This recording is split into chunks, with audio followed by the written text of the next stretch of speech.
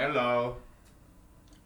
Happy Sunday morning. Um, it's like 11:30 right now in the morning, and I woke up now. I had very long sleep, which is good. That's what weekend is. Weekend is for, right?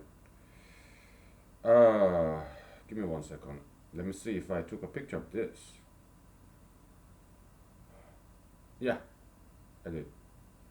I think. Yeah, I did take a picture of this. Um, so I thought about what is periodicity. All right. What is periodicity? It's this. Okay. I thought about it and I found it. Okay. How do you express mathematically?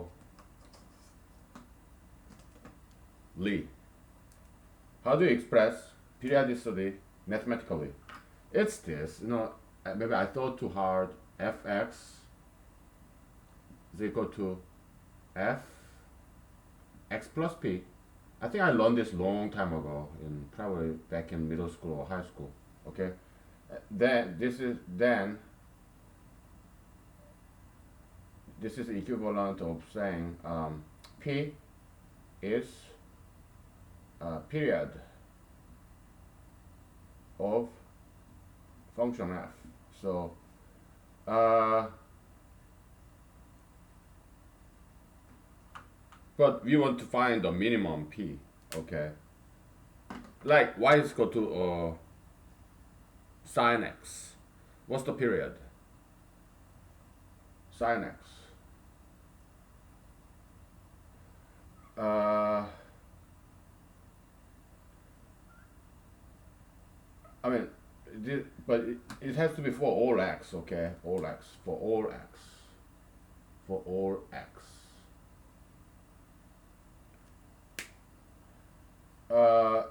For sine x, okay. Yeah, y is equal to sine x. Y become 0, right?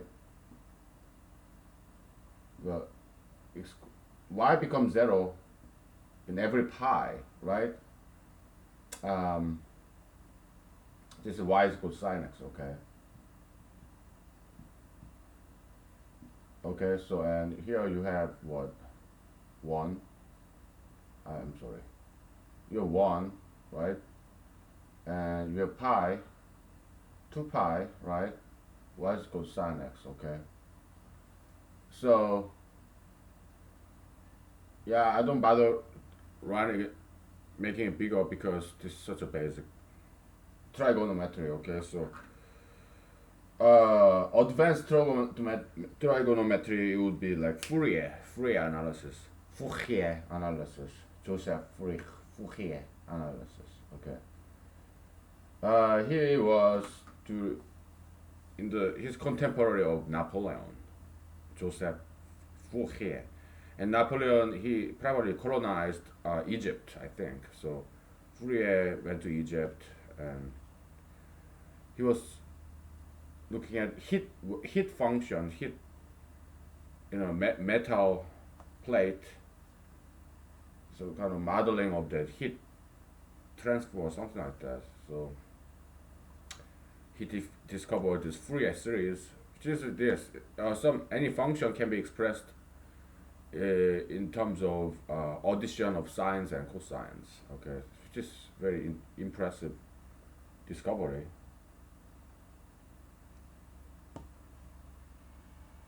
Okay, so because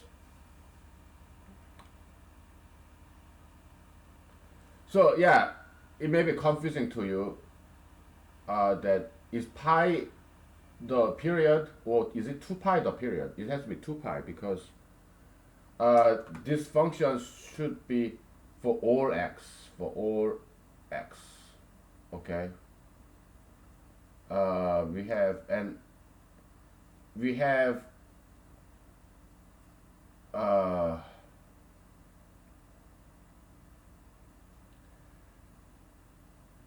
we cannot say that you should say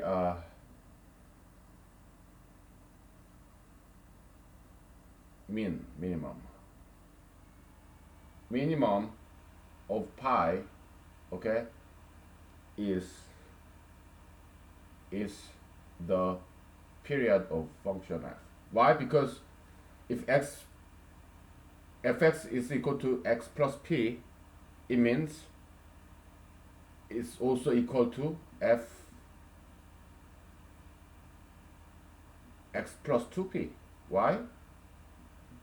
Because we know for all x, this guy's true, right? Do you know what that means? Instead of putting x, we put x plus x. I mean, x plus p. We plug in x plus p, then x plus p, x plus p plus p, which is x plus 2p, right? So in general, is 2p a period? Yeah, it's also a period. So actually, what we can rephrase this. P is the period. Yeah, we can call P, 2p, they're all periods, okay? We want to find the minimum period, okay? Minimum period. Or we can define a period as minimum of all these guys, but it's better to say just minimum period. All those things are period, okay? P, 2p, 3p, NP, they are all periods, okay? But good by definition, all right? So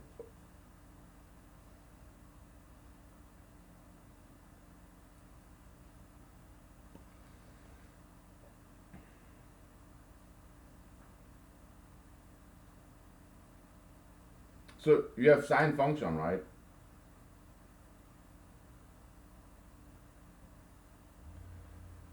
Pi is not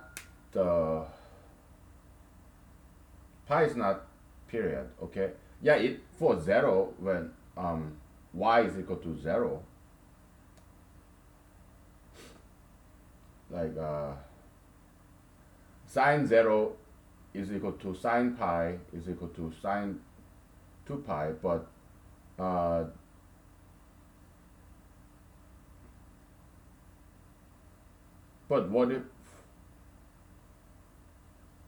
what if x is equal to what? Half over pi.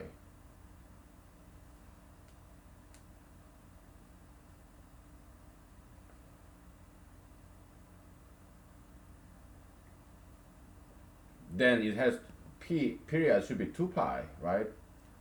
If x is half of pi, okay, that makes sine x 1, right? From here to here is 2 pi, right? See what I'm saying? It's trigonometry, okay? If you're not catching up, I mean, if you don't understand yet, study trigonometry from the Wikipedia or YouTube, okay? They can explain it better than I can, okay? So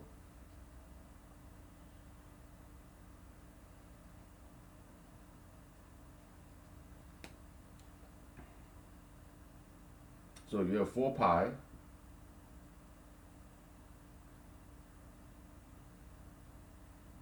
pi, 2 pi, 3 pi, 4 pi, 5 pi, 6 pi, okay? Is 4 pi also one more, 8 pi. Is 4 pi also a period? Let's see. From 0 to 4 pi, yeah, y is the same, 0, right? How about from here to here? 5 pi, pi plus 5 pi. Yeah, it's correct. Yeah, so I looked at the Fourier series because we don't need it. We're not going to use it, okay? I'm just saying it's out there, okay? Probably the function, yeah, Fourier transform, okay? So it's process from what I understand, it could be incorrect. Okay, so don't call me on this because I don't know too much about Fourier analysis. It's too complex, you know.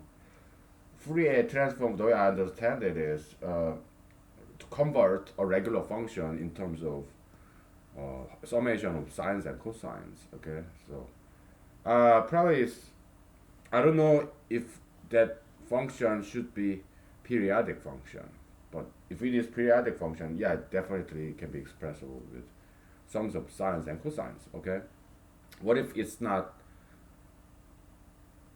known? What if the function is not periodic function?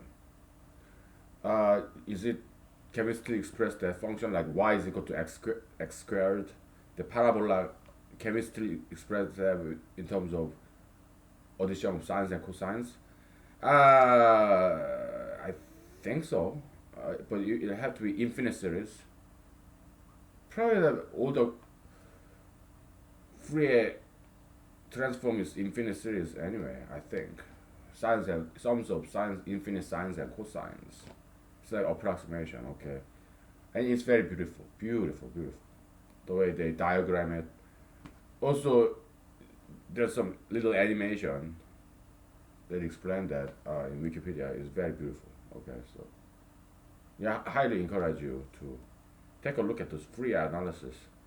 Okay, it's just very beautiful. Okay, so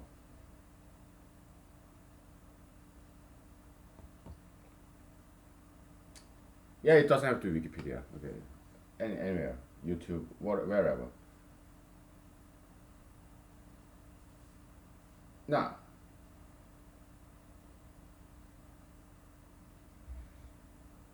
we want to find the minimum period. Okay, so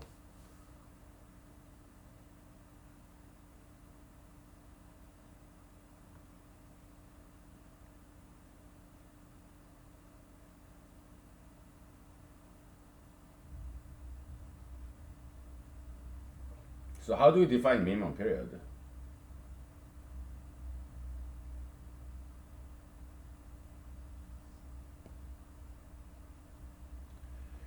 It's like this. All right. We're gonna need some room. Okay. We just erase this. Okay. So I'm feeling really lazy now. I don't want to get up and look for a board to erase. I don't want to do that. Okay. So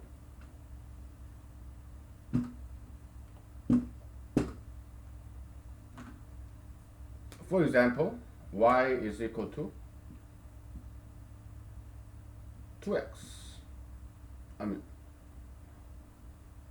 sine 2x. 2x. Then the period is become pi.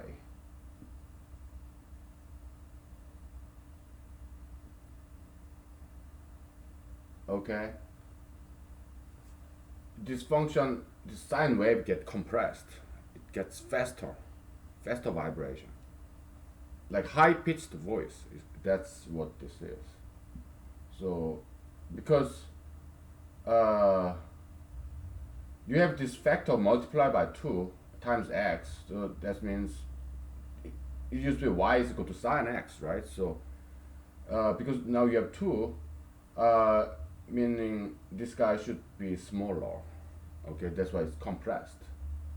Bigger, and something gets bigger coefficient, and there should be some balance in the universe, right? So x becomes smaller to preserve the equality. Okay, so that's one way to think about it. One way to look at it. Okay, so it kind of 2 is.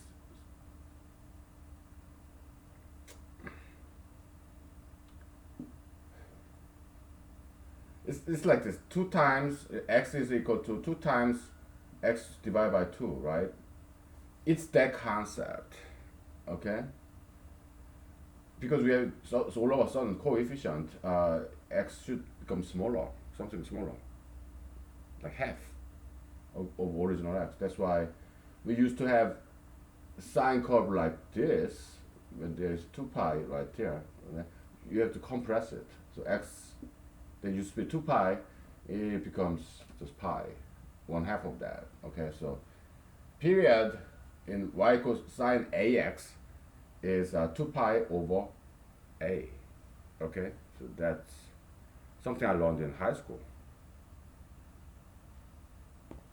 It's elementary trigonometry. Okay, and well, y x. Okay, and then here you have 0 1 minus 1. Okay, so here pi is the minimum period. Okay, p is pi. Okay, so y equals sine ax. All right, p period, the minimum period, is 2 pi over a. Okay. Yeah. Why are you doing trigonometry all of a sudden? Because it's something we are familiar. It's a very familiar periodic function. That's why we're doing this. Okay. Because our rho function, we can define rho function as 3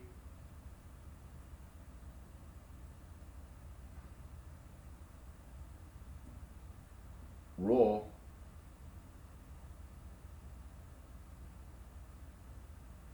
x rho 3, right? This is a periodic function. It looks like this.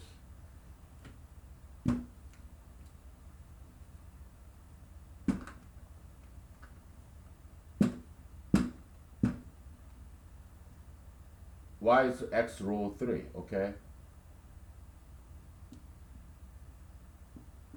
We're using Cartesian coordinate, okay? Which doesn't happen very often when we deal with number theory, prime number theory, okay? Number theory is mostly algebra, not geometry, okay? But we have analytic geometry by Cartesian, Rene Descartes.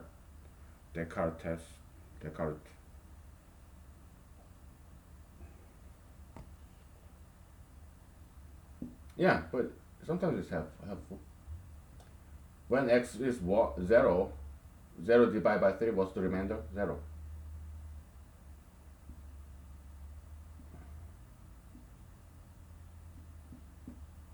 One.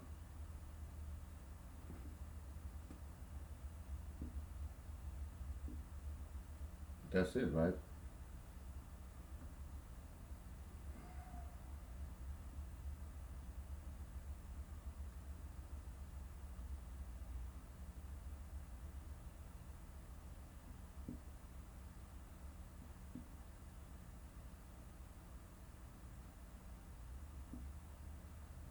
Go like this.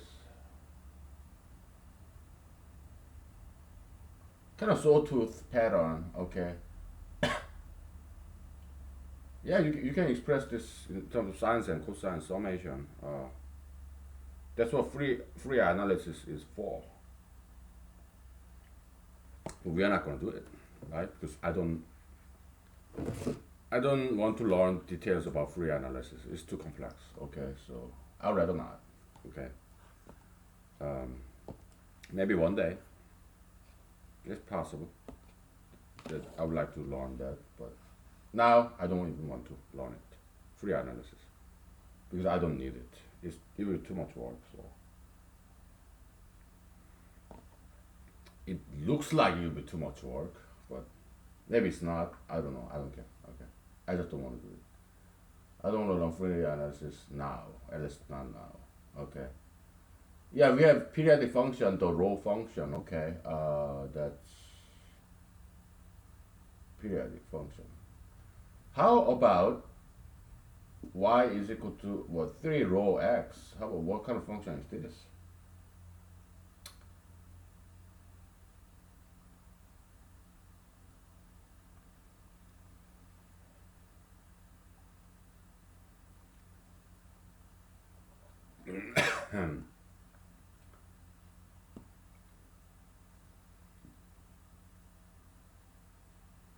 Well, let's make a table. 3 row 1 is equal to 0. 3 row 2 is equal to 1. 3 row 3 is 0. 3 row 4 is 3. 3 row 5 is 3. From here and on is all 3. Yeah, so I guess from here and on it's just 3, 3, 3, 3, 3, right? So it's a partially periodic function because here it's repeating and here also it's repeating itself. Period 1, you know.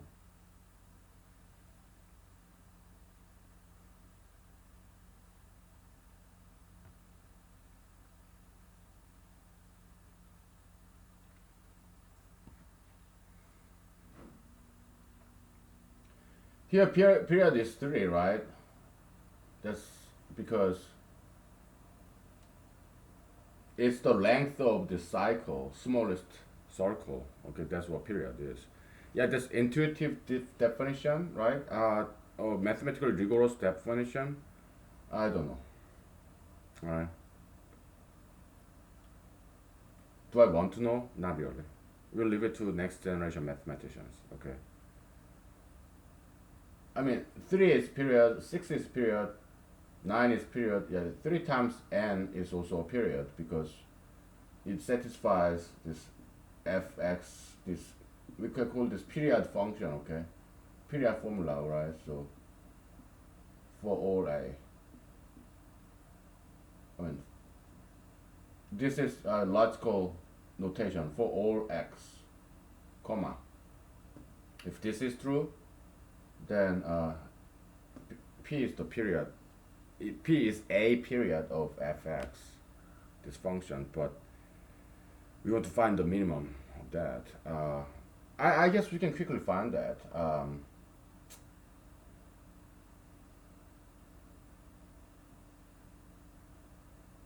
We had y is equal to what, sine how about x over 2? What's the period? Period is, now we have to multiply by 2, right? Period is 4 pi. It's like very lazy sine function, right? Like extended sine function. Okay, so here you have 4 pi. If we divide by 2, become 2 pi, right? Is 2 pi a period of this function? No, it's not. Because here you add 2 pi, you go here. There's nothing here, so. Okay? So 2 pi is not a function. Now we kind of defined what the minimum period is. At least we didn't formularize it yet, but we know the algorithm to find the minimum period. Okay? Let's say call this guy PA and PB 8 pi, PC 12 pi. Okay? We know 4 pi is the minimum period, but there are other periods like 8 pi, 12 pi, they're all periods. Okay? By definition, okay? But so to find a minimum period is this. Let's say you encounter, you know for sure, 12 period is a period. From here, we need to find 4 pi, the minimum period. The algorithm goes like this. You divide by 2.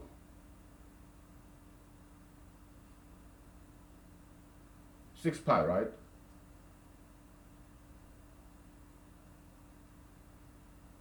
Is 6 pi a period? No. Alright, so then you divide by 3.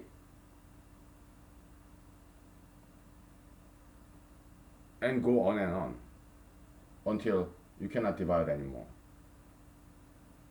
And then you investigate whether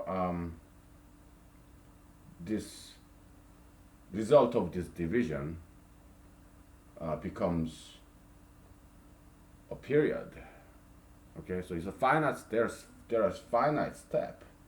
Okay, no matter what number this p is, you enumerate p and you divide p divided by 2, blah blah blah blah until p divided by p. Okay, and you ask yourself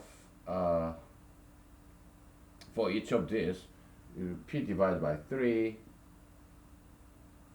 Okay, blah blah blah. Then you have p divided by p, which is 1. So it's finite step, right? You ask yourself whether each of these numbers is a period or not. And if so, then p is not the minimum period. Okay? You do it all the way when p is divided by p, so you do it p times. Okay, it's a finite step. And you find the smallest period, if there is anything other than p. Okay, so that's algorithm to find the minimum period. Okay. Alright? So yeah, it's part of number theory because we are dealing with integers. Even better, natural numbers, positive integers. We are not even dealing with 0. Okay, so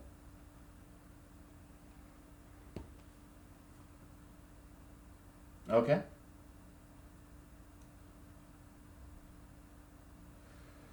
So yeah, this is kind of interesting, but not as interesting as this. Okay, this 3 row x. Okay, so it's periodic because you have x plus p row 3, right? By using the distribution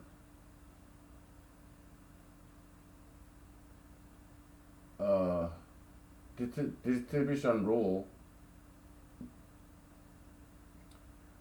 x row 3 plus p row x row 3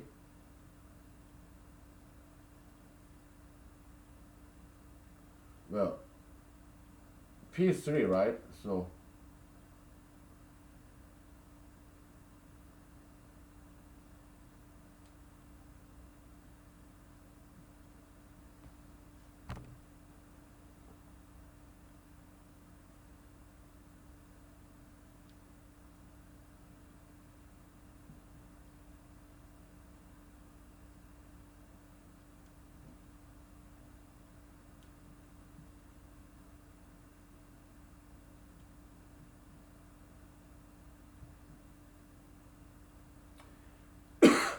here we used the contraction rule. Here we used the additive distribution rule. Okay, and 3 row 3 is 0, and that's by definition, right? We know n row n is 0. Okay, we are doing row algebra. Okay, so we have rules like x row x3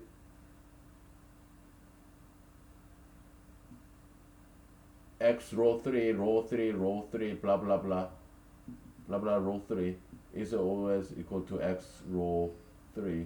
That's our contraction rule, contraction theorem.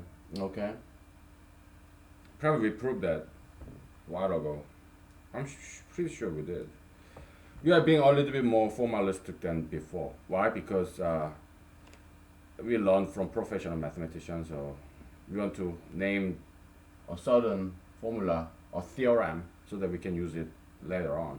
All right, your contraction theorem, and then you have distribution theorem, with both of which we proved. Okay, and then we have what, 3 row, 3, like n row n is equal to 0, right? N divided by n, what's the remainder? 0.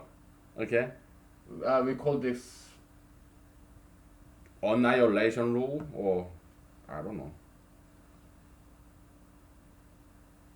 destruction, demolition rule, demolition theorem, destruction theorem, annihilation theorem.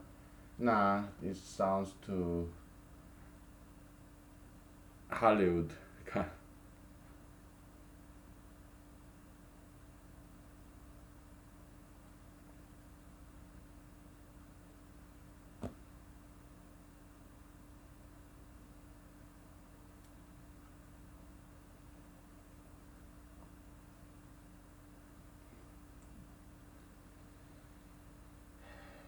How about offset rule? Offset theorem. Okay, that sounds less destructive. Offset. Yeah, the n and n it offset each other. Okay, so offset theorem.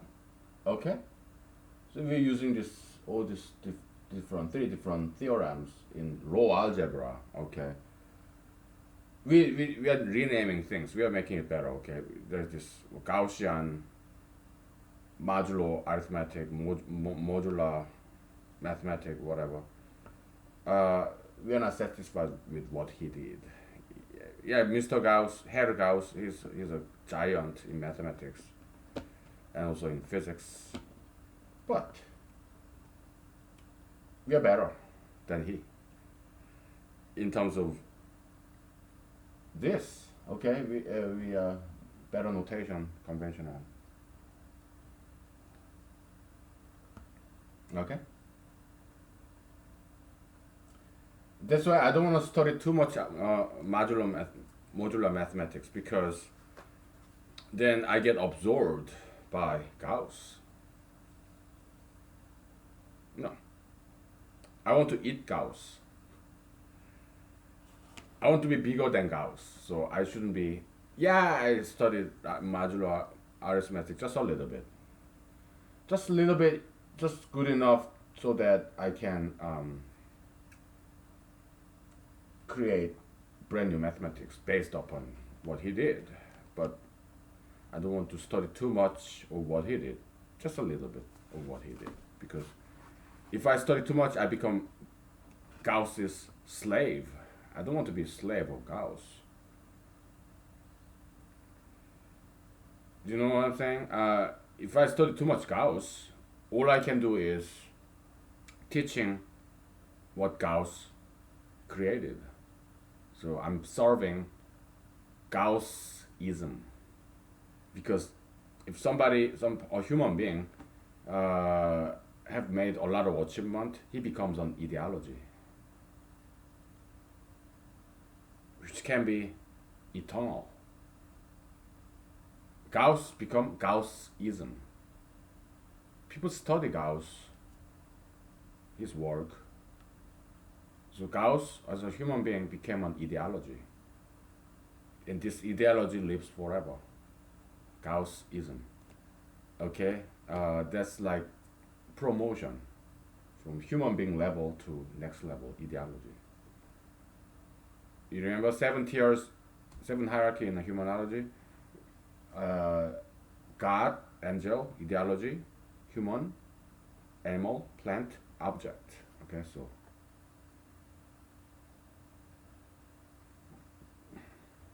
that's one way to interpret Jesus' teaching. Yeah.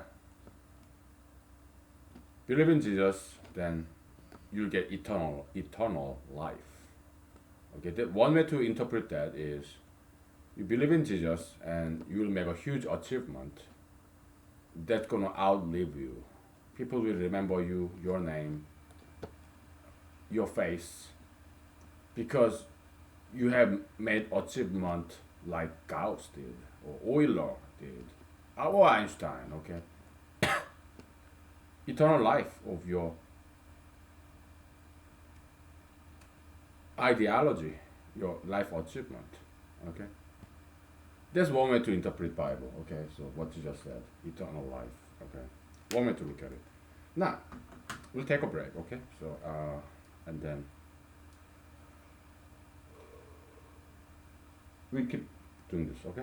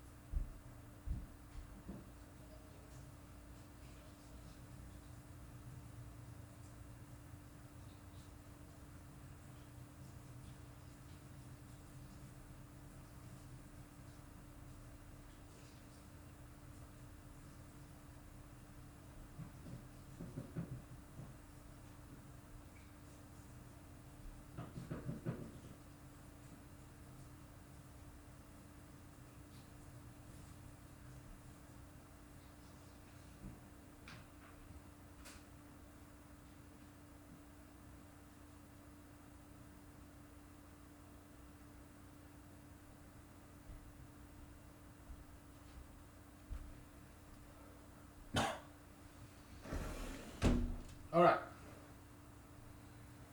So, I don't think I need this jacket.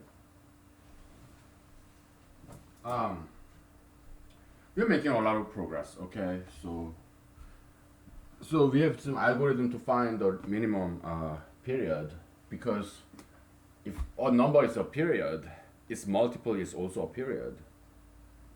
We can prove that. Okay. Yeah, we start to be very formalistic, so let's prove these things. Uh,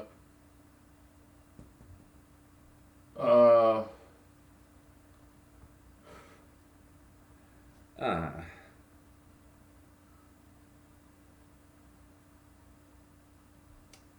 we cannot erase this, okay? Because we're gonna generalize this, all right?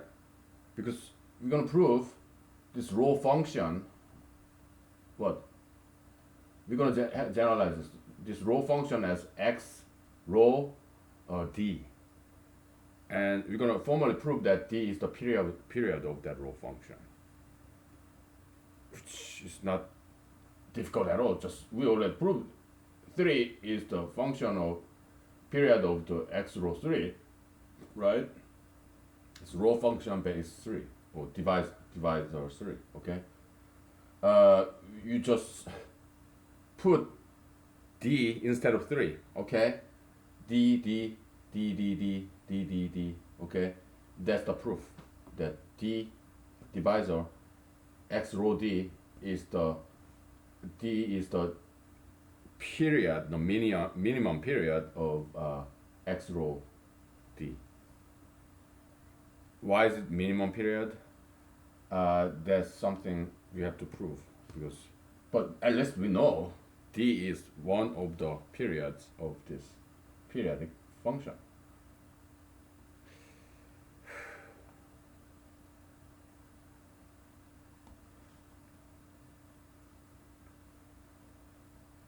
We're gonna have to make a lot of proofs, okay? And make a lot of theorems.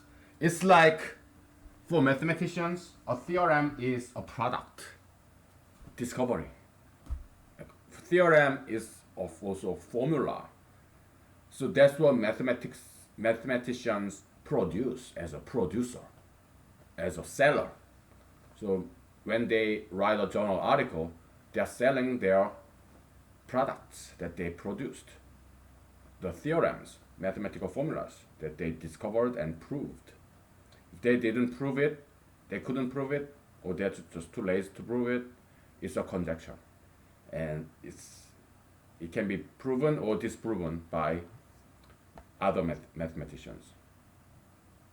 Okay? If somebody proves it, it becomes a theorem. It's no longer a conjecture. So-called Fermat's last theorem has been a conjecture for centuries, but this professor in Britain or Ireland, he proved it. Okay, in 1990s. Okay, so until then, it was just a conjecture. Fermat's last theorem. Okay.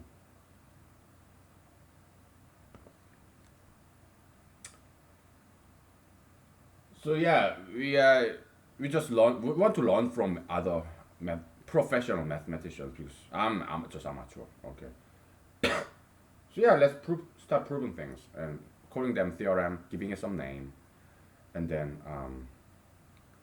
yeah, we are not creating anything. We are discovering what God created since the beginning of the universe.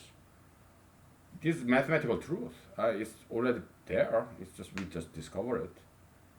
We could as well be the very first discoverer, or maybe somebody else discovered it and expressed the same concept in different languages. Okay, giving it different name. Maybe we are just rediscoverer of the same theorem. That's fine, okay, because we are giving it a new angle, new perspective, new ways to look at the same thing. Okay, that's totally rediscovery is totally fine because there is this well-known theorem. Sometimes mathematical journal article editors they are interested in finding a different proof of the same theorem to give it different angle. Okay, a different way to understand this same theorem. Okay, so there's something also valuable. Okay, different way to prove the same theorem. Yeah, mathematical journal article editors they're interested in that too. Okay, so it doesn't have to be too new. Okay, it's not necessary to publish an article to be way too new. It's not way too original. It's not necessary. Okay, it could be a proof of already known theorem. That's totally fine. Okay, it's legit. But I'm not gonna spend time publishing things. I won't. All right, because to me that's a waste of time. I'd rather just keep discovering. Maybe it will be my retirement job to publish what I have discovered for decades. It could be a nice retirement job when my creativity stops, maybe because I'm too old. When I'm like 70, 80, I don't know. Then maybe I'll start publishing if nobody has published this already. But you're highly encouraged to publish this, okay? Why? Because I'm not gonna, okay? Who knows? Maybe I'll never publish anything, okay? So, because this is my preferred mode of publication. YouTube. It's out there, it's published. but not in mathematics journal because it's too manual,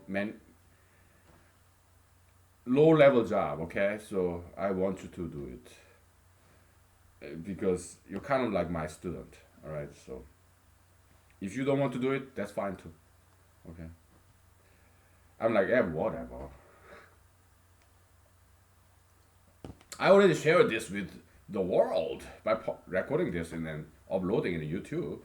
That's good enough service for humanity. Okay, I'm not gonna do any more of that. You are asking too much. Okay, so yeah.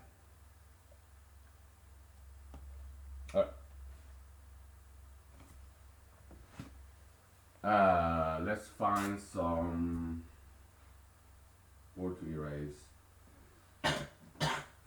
We're gonna erase this guy because we already know this theorem and it's already proven by us. We proved this.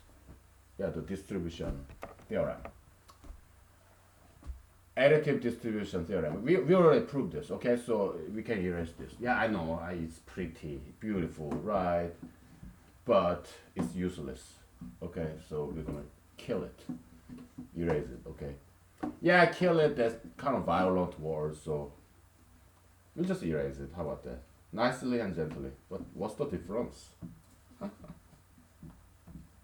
Oh, we're killing it, right? We're destroying it. Erasing it out of existence. But I took a picture and it's been recorded. So we didn't exactly kill it. It was very pretty, so I took multiple pictures. Okay, so it's there. All right, so let me bring this a little bit closer because like so. Okay, how about that? I want you to see the full frame back there and down here. Okay, so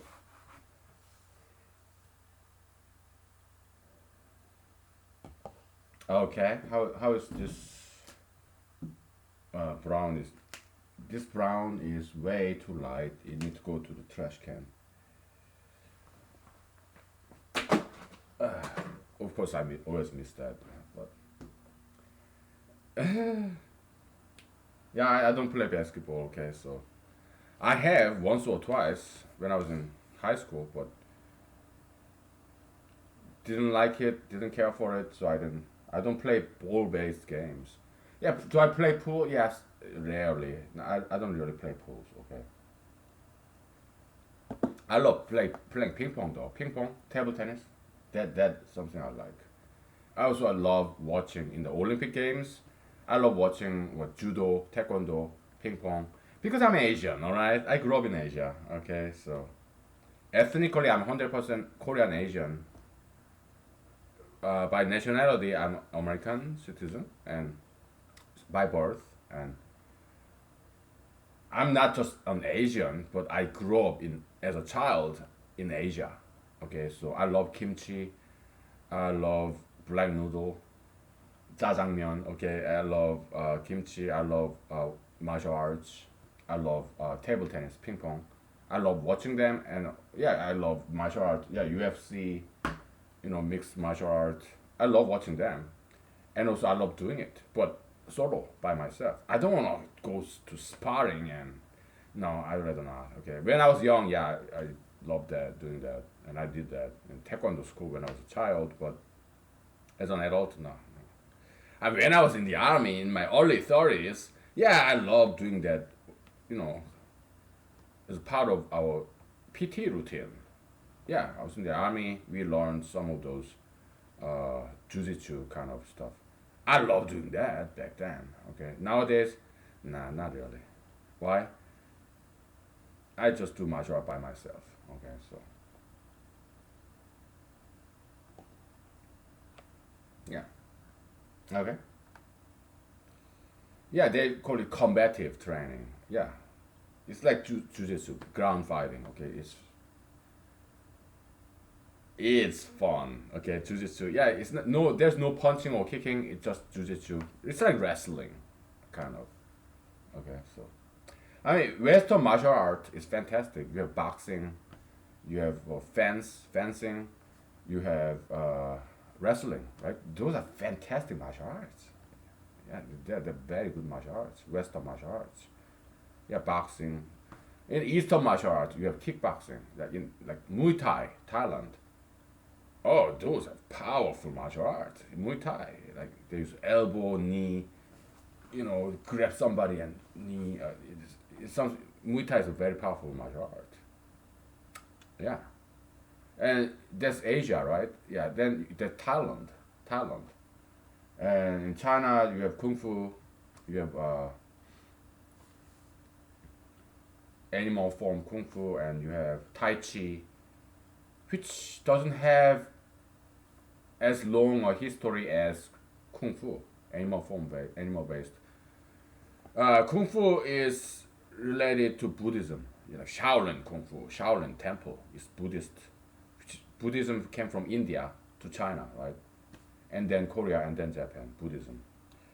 That's Kung Fu, okay, Buddhism. But Taoism, okay, Tai Chi is related to Taoism, okay, not Buddhism, but Taoism, okay. So that's Tai Chi. Tai Chi's history is just a couple of 100 years, okay. It's fairly new compared to Kung Fu, okay. Kung Fu imitates animals, okay. Tai Chi imitates objects, like water, air. Okay, so yeah. Korean martial art, yeah, Taekwondo, okay, which is fantastic system. Japanese martial art, like uh, also in Korean martial art, there are several different kinds actually, but Taekwondo is the most famous. There's also other Korean martial arts like Hwarangdo or some others, okay, something like Taekyon or something. I don't know too much about it, okay, but Japanese martial art, you have Aikido, Kendo, Karate, and some other Japanese martial arts like Judo, Jujitsu, right?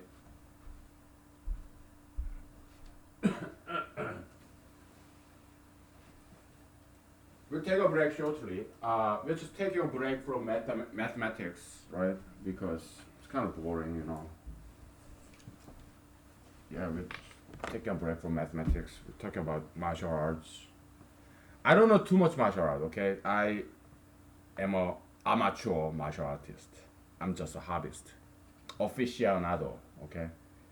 I love martial arts, though I'm not that good at it. Okay? Yeah, amateur, hobbyist. Not professional. I'm not a professional martial artist.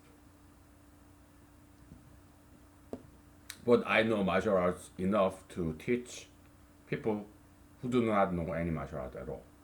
Okay? So, just amateur, okay? So, just like mathematics. Can I get a job?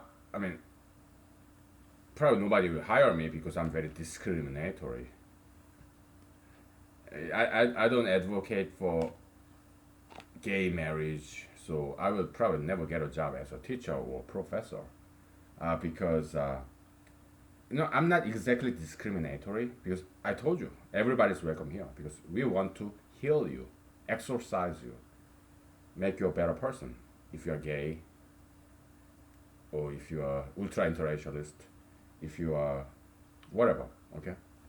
Yeah, we want to heal you, but we will correct you. We will say things that you will not like because you're possessed by devil. If you're gay, if you smoke marijuana, if you're ultra interracialist, if you're obese, yeah, you're possessed by the devil. Okay, so evil ideology like sugar fetism, gayism, ultra interracialism, whatever, marijuanaism, tattoo piercism. Okay, but you are welcome here. Yeah, so I'm not exactly discriminatory. Okay, but if I'm an employer, I will never hire those people because they bother me. Okay. it's best if I never become an employer because my business will not last very long because they will sue me using ACLU, Southern Poverty Law Center. Uh, they'll sue me, and because it's not going to cost them anything. Yeah, it will cost them their time, but they would enjoy that suing me and see my business go down based on discrimination charges. But so my business won't last very long. Okay. Back in the days, it used to be employment at will doctrine. Okay, I learned this in law school. It's freedom of employment. Uh, as a private sector businessman, back in the days, in 1980s, 1990s, up to that point, early 2000, up to that point, employers were free to hire and fire anybody. And an employee, the flip side of that is employee were free to quit at any time they want. Okay, that's the employment at will doctrine in employment law. Because in United States Constitution, I think it's 13th Amendment. Yeah, the Constitution Amendment. I think it's the 13th. Okay, the law against slavery. Okay, so slavery. Nobody should be forced to work for this employer because that's kind of like slavery, right? There's some exceptions. Okay, when I was in the army, uh, it's 4 year, 4+4 contract, 4 years active, 4 years inactive. Okay, inactive reserve. Okay, 4 years active, full time. We live in the barracks. Okay, but when I came from deployment, yeah, I got my own apartment outside the base because by then I'm kind of like veteran, so they respect that. But if your contract with U.S. government is 4 years active duty, you cannot get out for 4 years. You cannot just leave and get some other job if you have this particular kind of federal employment contract with the U.S. military. Because if you just leave, go AWOL, get some another job, you can go to jail for that. What's that term? I forgot that vocabulary, English word. It's like abandoning your duty to protect and preserve American lives. Let me look it up. Let's take a break. I want to look up that term, English word. Let's take a break, okay?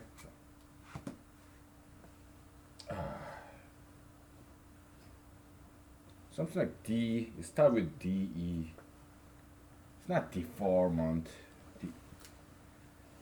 I forgot. Let me look it up, okay? Because, I want to find. I used to know that word. I forgot. I want to remember it. So let me look it up, okay? It's like reverse searching. I don't know what this word is because I forgot, but I want to find that word. So it's like reverse searching, reverse engineering in Bing or Google. I'll just describe it in English to find that word. Okay, that's kind of opposite, right? Typically, you know the word and you try to find some definition of that.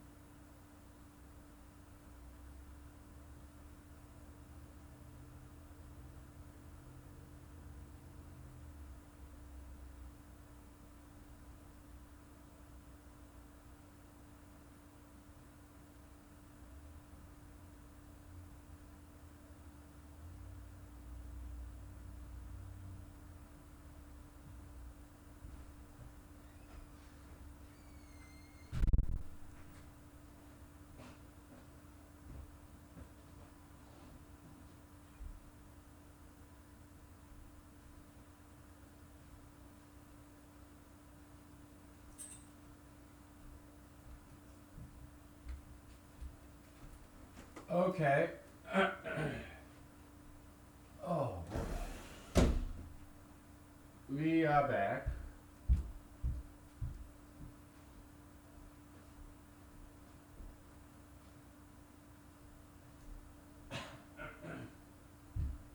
Yeah, it took me a couple of searches. It's called desertion. You deserted. You abandoned your military duty. Then you can go to jail for it. Okay, so it's like kind of like slavery, right? Yeah, forced employment, forced uh, labor, kind of like slavery. But uh, that's an exception to this 13th Amendment. Okay, that prohibits slavery both in private and public sector. Okay, so the 13th Amendment is one of those few constitutional provision that applies both to the public and private sector. Okay, most constitutional provision it only applies to public sector, right? State and federal governments. Okay, so yeah, that's that. I've never seen, or in my unit, the units I belong to, I've never seen anyone going AWOL or absence without leave. Okay, or desertion. I've never seen around me, but every once in a while we see in the news. It's very rare.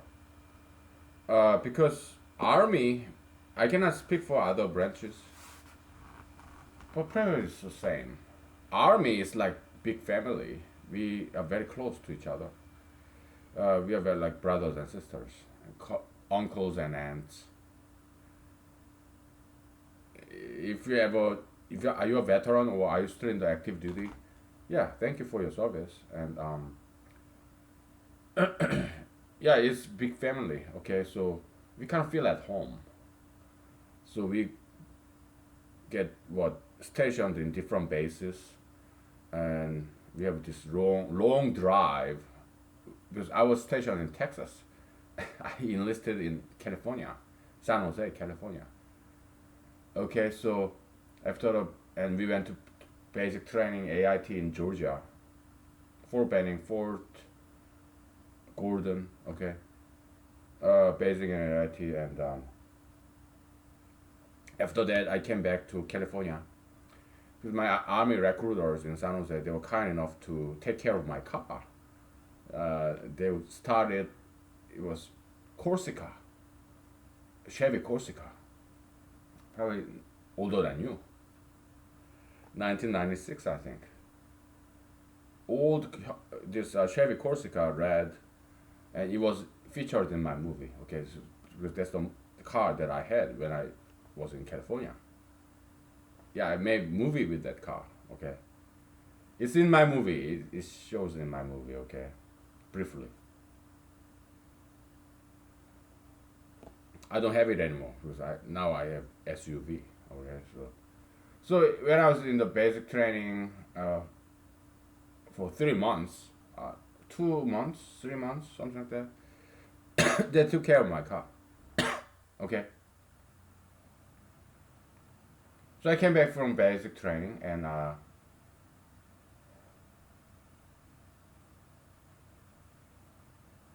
when I was in Fort Gordon, Georgia, did I have a car? I don't think so. Did I? But after basic training, uh, I came back after 3 months to California to retrieve my car, and my sergeants, army recruiters, they took care of my car. They would restart it, once in a while, and let my car sit in the parking lot of the army recruiting station. That's so nice. We are like families. We take care of each other. Our sergeants, officers, us junior enlisted soldiers. We are like brothers, uncles, and aunts, brothers and sisters. We are very close. It's a very close knit community, big community, but very close. So, and I think I sold my car, I think, and then I came to Fort Gordon, Georgia for AIT, and then I came back to California. Something like that. Okay, somehow, yeah, I drove all the way from California to Texas. Because I was stationed. That was my first duty station, first and last. I mean, so I was in Georgia for 1 year, Texas because I got stationed in Texas for 1 year, clean Texas, Fort Hood, and then I deployed in Afghanistan for 1 year.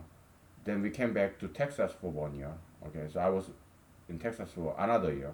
So that's my 4 years in active duty service in the U.S. Army. Okay, then I got out. Okay, because by then I'm like 34, 35. My back start hurting, my knees start hurting. The daily PT, physical training, it was just too much for my age. Alright, so I had to get out. But I thought about staying. Okay, actually my parents want me to stay in the U.S. Army because I was very happy. Yeah, secure job.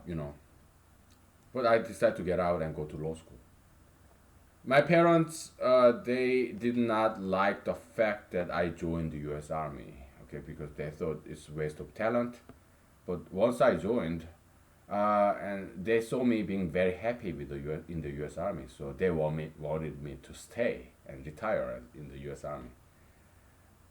And then I decided to go to law school, and they objected. My parents, surprisingly. Oh, why law school, man? Why? You're just happy in the U.S. Army, just stay there until you retire. That's what my parents said, but no, my back, my knees is aching, so my parents said, okay, yeah, then go ahead, go to law school and become a military lawyer. And I said, no, I'm sick and tired of wearing this boots, uniform, short hair. No, I want to grow my hair. My parents were like, what? Don't grow your hair, go to barber shop.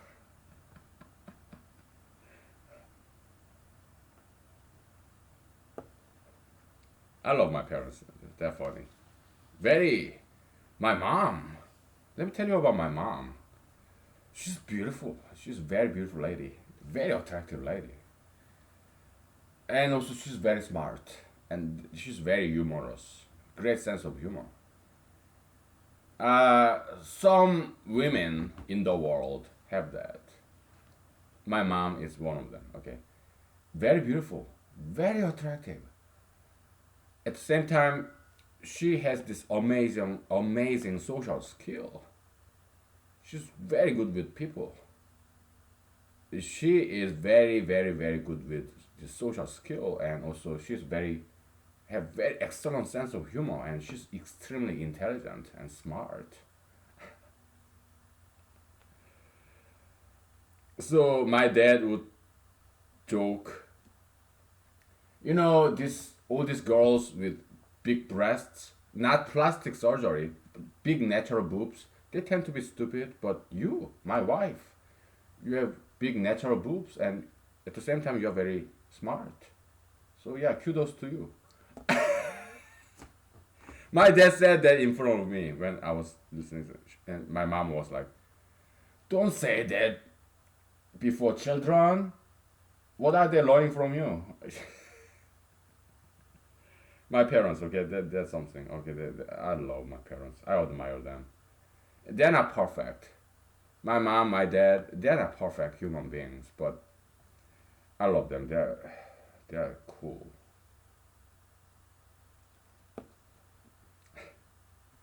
Yeah, fantastic parents I had. Okay, so I'm lucky. I'm blessed by God, none other than God, giving me this blessing of wonderful parents. Not everybody have that. So yeah, praise the Lord. Thank you, God, for giving me these wonderful parents.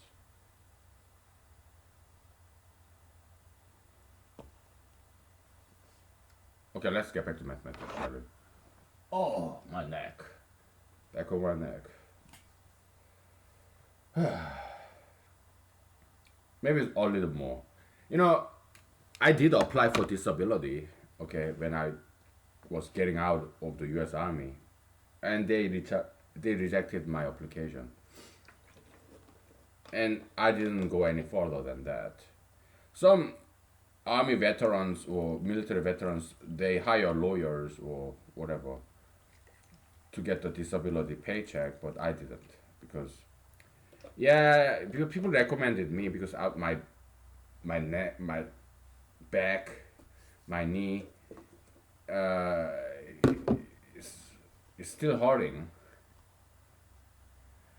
because I joined the U.S. Army when I was like 31. Okay, 2009. I'm kind of giving it away what year I was born to, but at least, oh my goodness, I always gave you away what month and day I was born to, like a while ago. So, whatever. Yeah, I'm revealing myself a little bit more, little by little, because I didn't want to tell you where I was stationed at, but later on I told you, like today and some other days before. It's okay. Okay, you're my friends. So. Or maybe you are my enemies. But that's fine. I appreciate you being here for whatever reason. Okay? You're my audience. Okay? I thank you for your time. I greatly appreciate it. No matter what motive that you have. You may be my enemies. I don't care. Okay? Because I love my enemies. Okay? So you are welcome here because I want you to repent. Okay? So.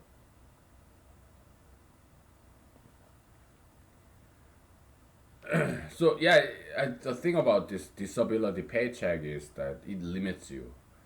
You pretend you are sick, you are disabled, so it limits you. It's bad for you. Yeah, you may get the money, but you are destroying yourself, limiting yourself. I run, so my knee, my back pain, yeah, they are there, but I'm still functional. I can run, I can jump, I can do martial arts, dance, I can do everything. Okay. It's just that when you're old, then as you get old, yeah, there's this aches, body aches, because it's just wear and tear, aging. Okay, it's a part of aging process. But I just work out. I do exercise, stretching. Okay, so it's this aches that actually drive me to work out. So it's a good thing in a way. It's a blessing disguised as curse kind of thing. Okay, so but we have to keep going this with this mathematics. Okay, so yeah, Saturday, Sunday, yeah, I don't exercise except for martial art and dancing. Okay, kind of indoor exercise. Okay, I don't do any weightlifting or running, cardio during Sunday and Saturday. Well, but yesterday was Saturday where I did go hiking. Okay, so I did some cardio there, running. Running in the up the mountain or walking up the mountain. I did that for like 30 minutes. Okay, that was enough. All right, so yeah, I did some exercise because I was bored Saturday yesterday. Okay, so yeah, went on hiking. Okay, so we will okay. Assume is we'll name this theorem. Okay.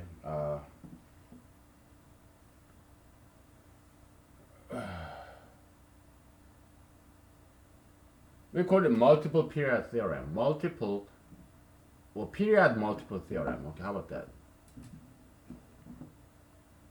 Period multiple theorem. Okay, PMT. It's like PMS. Oh, a girl have a post-menstruation symptom,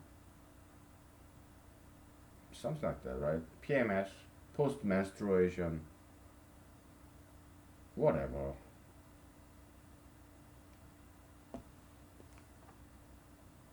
syndrome, syndrome.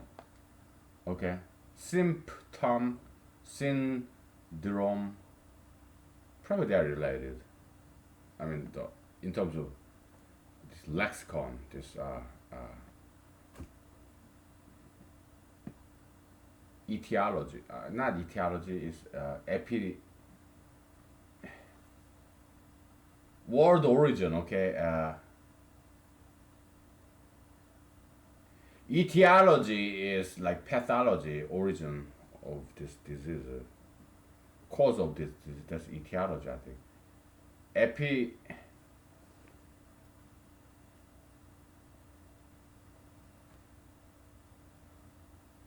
I was confused this when I was studying for GRE, the what graduate record exam. It was so confusing. Etiology, you have epistemology, and let me look it up. Okay.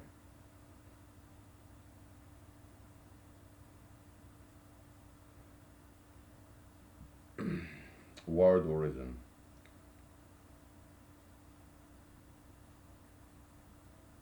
Etymology. I was confused this etymology with epistemology. What etiology? Etymology. Okay, so whatever. So PMT. Okay. Period multiple theorem. Okay. We're gonna prove it. Okay, so it means if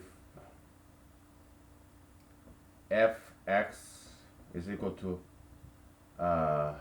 f x plus p, it means if this is true, then f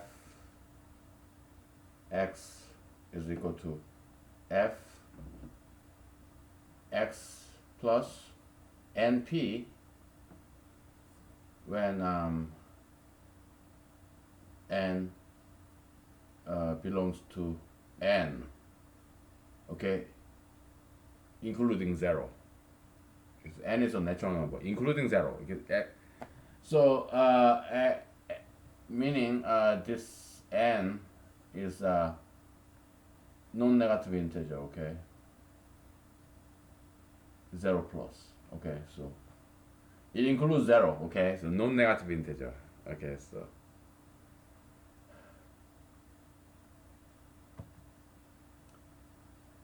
okay, actually,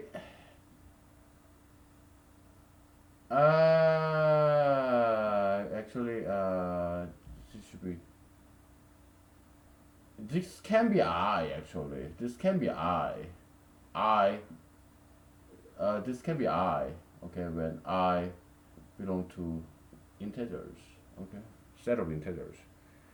Because you have sine curve, right? It goes to the left, to the right. Yeah. So, but we don't deal with negative numbers. Why? Because we are living in the realm of positive integers. Or yeah, sometimes we include 0, but because we are number theoreticians now. We are dealing with number theory, natural numbers, natural number theoretician.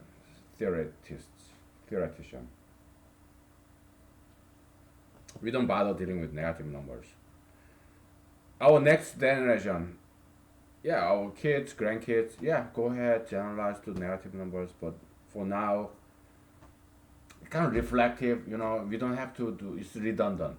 We don't have to consider negative numbers. You go ahead and do it, okay? But for now, it's an initial beginning stage, so we want to confine ourselves, limit ourselves with positive integers, because we don't have time, okay? We are building something new. We are being creative. So dealing with positive numbers is enough for us. It's enough workload. The other half, yeah, some other people can do it. Next generation can do it, okay?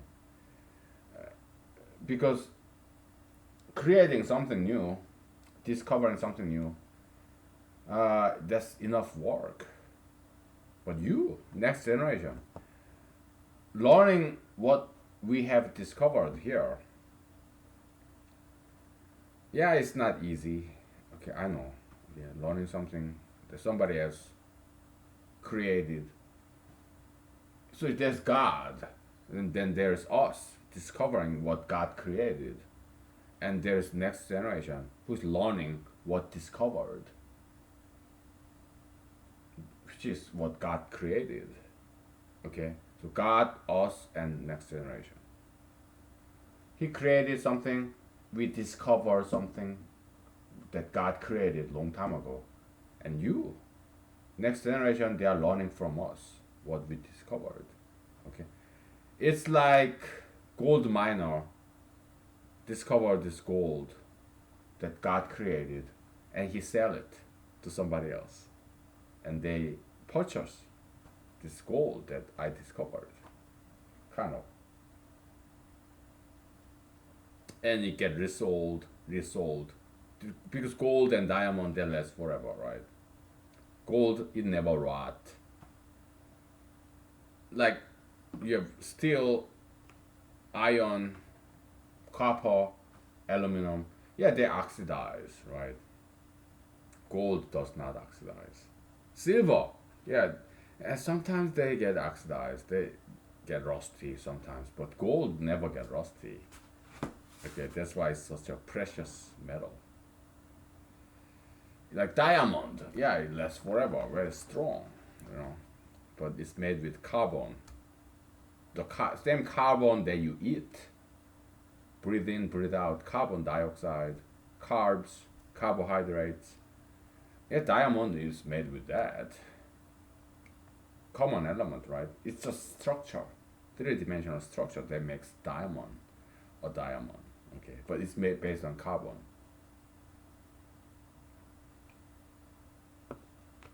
You and me, we're just people like anyone else, but we just like diamond.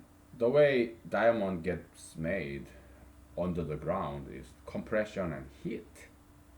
Yeah, we, you and me, we suck it in no matter what stress it may be. We become strong like diamond. Okay, we can handle the pressure, we can handle the stress. We don't become criminals. No, they are weak people. Okay, they're weak. That's why they become criminals because they cannot handle the stress. So what do?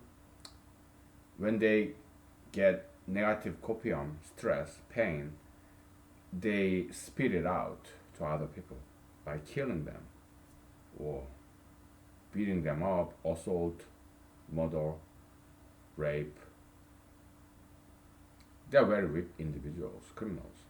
But we law-abiding citizens, we are strong people because we can handle the pain. We can suck it up, and we actually take advantage of that. Look at me. I'm single. I get no sex. I have no sex life. I get no kiss, hugs. No. Girls don't want me. Because I'm very critical of this contemporary mainstream culture. Tattoo, piercing, obesity, marijuana. Yeah, girls like guys, they do that stuff. So and I say, oh, tattoos bad, marijuana bad, piercing, obesity bad. So no girls want me. And being single sometimes is very painful. Painful. Being lonely. Loneliness. Oh, there's the X-File episode. What Ghost of Christmas? Ghost Ghost Who Stole Christmas. Okay, this pop psychologist couple, psychoanalyzing Mulder and Scully. Oh, I love that episode. Yeah, I'm an anti-psychologist. Okay, because I oppose psychologism. But they got some value, theatrical value. Okay, so because I love that episode, like this pop psychologist psychoanalyzing Mulder and Scully. Oh my goodness, it's so good. I love that. Oh, loneliness. Yeah, sometimes it's not fun. I came to Alaska. I love this freedom. of space and being alone, being left alone. I don't mow my lawn, okay, and nobody complains about it because I live in quasi-rural, semi-rural region. There's some big cities in Alaska that the homeowners association they require to mow your lawn, but not where I live. I'm suburb in Alaska, okay, so but at the same time I enjoy this freedom, this being alone, solitude. I enjoy that, but at the same time, sometimes yeah, I want, desire a woman, and in Alaska we have more guys than women, so yeah, sometimes I feel like kind of I feel bad of not having a girlfriend, okay, or a date. Yeah, sometimes I feel bad about that. But I transformed that painful status as a single man into something great, like mathematics, to benefit humanity. Okay, so God is capable of turning curse into blessing. It's in the Bible, maybe Book of Psalms or Book of Job. Yeah, God is capable of conducting miracles, turning curse into blessing. Yeah, I think it was Book of Genesis, maybe Jacob. No, no, Joseph. Yeah, the 12th, no, 11th son of Jacob, right? Yeah, they sold Joseph to Egypt, Egyptians as a slave. Okay, who knows? Maybe Joseph was a sex slave. I don't know. Well, yeah, he was sold to Egyptians by his brothers, right? Was it Joseph? I don't know. Yeah, you know this story in. Uh, I'm not sure if it's in Genesis, Exodus. Maybe it's in Genesis. Okay.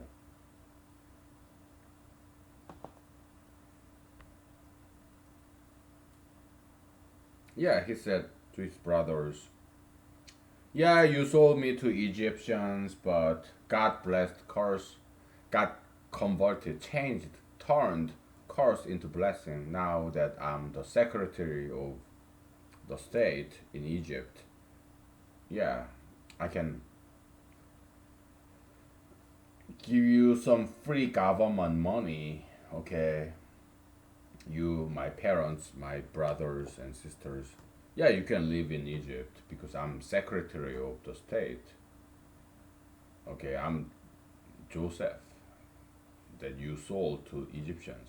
I become the secretary of whatever department in Egypt, and you came to us to beg for food. Yeah, I can give you that because I'm like high up there in Egypt. Okay, so yeah, you sold me as a slave in Egypt, right? Because what you didn't. I hurt your feelings. I said some things that you didn't like. I hurt your feelings, and you tried to kill me. But this, my brother Judah, he wanted to save my life, so he came up with this wonderful idea. Yeah, let's sell him to Egyptians. Yeah, I don't know. Maybe he will become sex slave, get raped by these homosexuals. But at least he will preserve his life. So that's how you treated me. You cursed me. You hated me. Well, because what? I'm superior. I'm inferior. You are inferior. I'm superior. I'm ambitious, and you're not. You're losers. I'm a winner.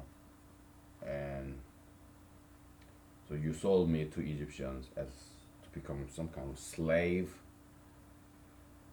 And now look at you. Okay, you came begging for mercy like a beggar, mendicants on the street, homeless people, illegal immigrants. So you came before me just because what? I'm rich and you're poor. Yeah, it's that story, okay? Jacob and his 12 sons, right? Reuben, Judah,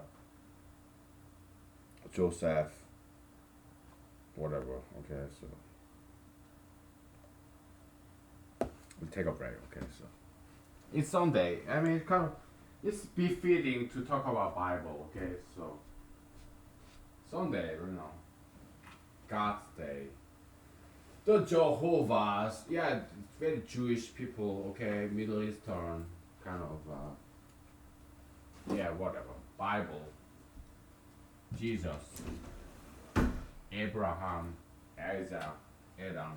You take 5 minutes break, okay?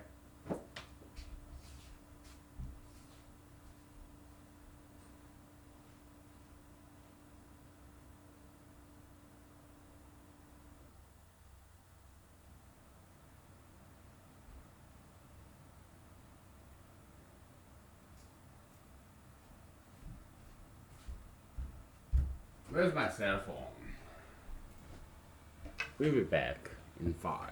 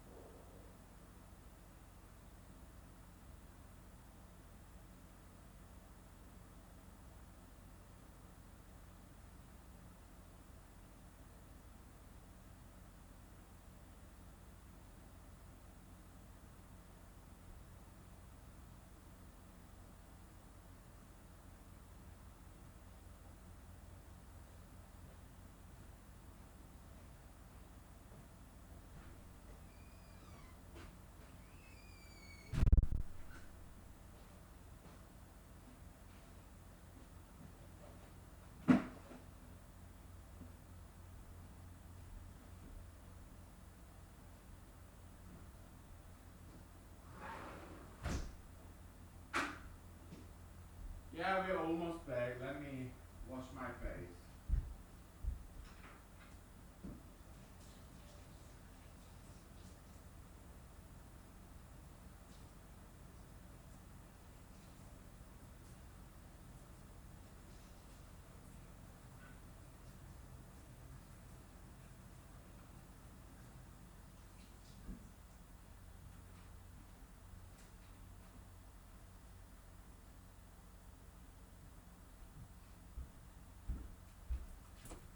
Yeah, so where are we with all this? We're just taking a break from mathematics, okay? So, uh, man, put on these long pants. I don't think it's necessary. You know, I'm not gonna get naked on you, okay? It's just I have this short pants underneath, okay? So, just take off these long sweatpants. That's all. Ah. Yeah, we're not gonna deal with integers, okay? We'll just deal with natural numbers, alright? So forget about this I. You go ahead, generalize this guy, okay? But we are not doing it, okay? Because one step at a time, okay? I don't want to do everything for you, okay? Okay. Whatever. So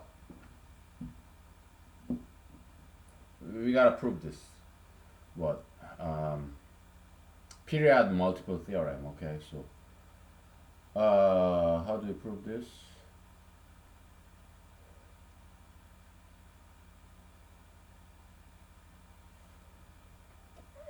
I gotta get some water. Okay, so I always need water. Okay. I get very annoyed when I don't have any water next to my body. Okay, so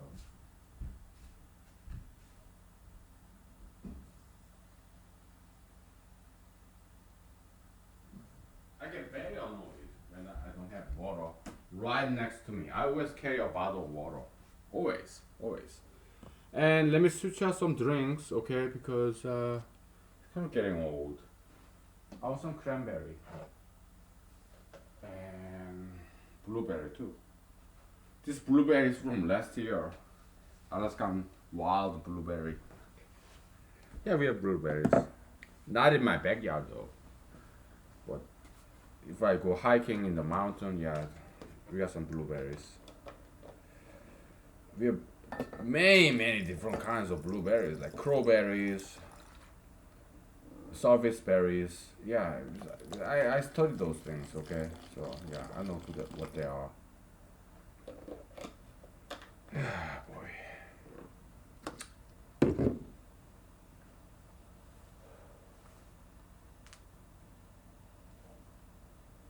How to prove this thing?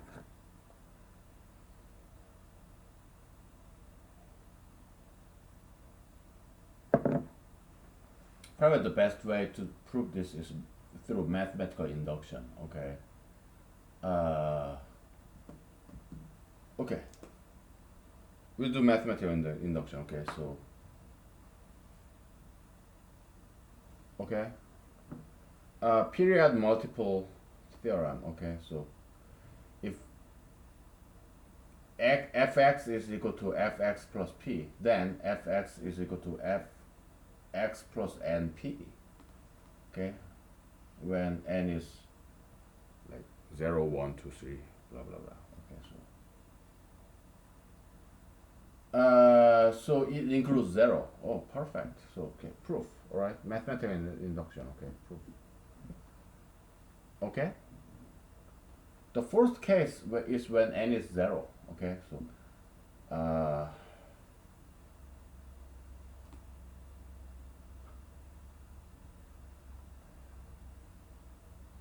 step 1. Okay, first step. We call it step A. Step A. There are two steps. Okay, initial condition, and then general condition. Okay, so step A. Okay, n is 0. That's the beginning initial condition. Okay, so in math engineering differential equation, okay, you have boundary condition, initial condition and ending condition. Okay, final condition, because they tend to behave very differently. If you have long iron staff, and you heat it up, right?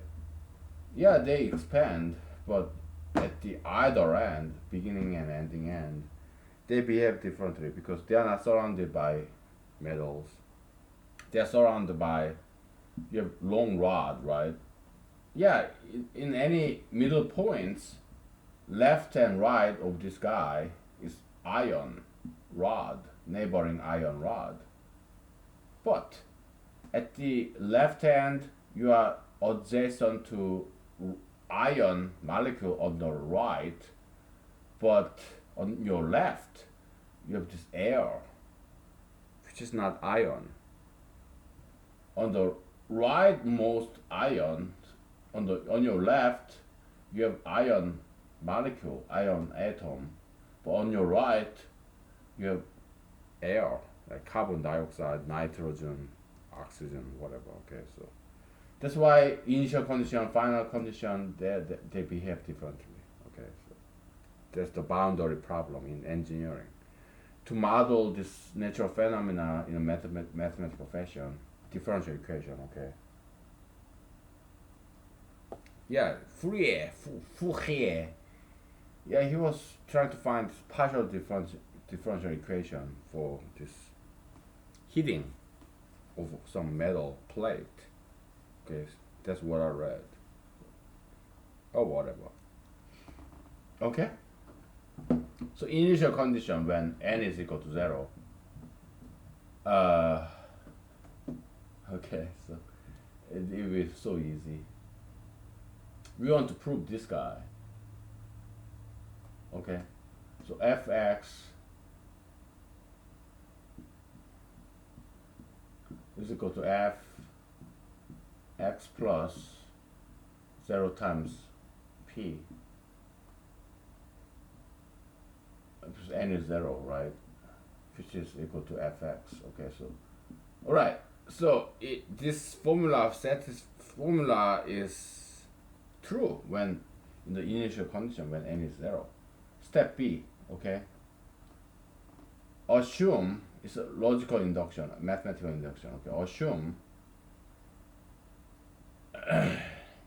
this guy is true for k. Okay, fx, assume fx is fx plus kp.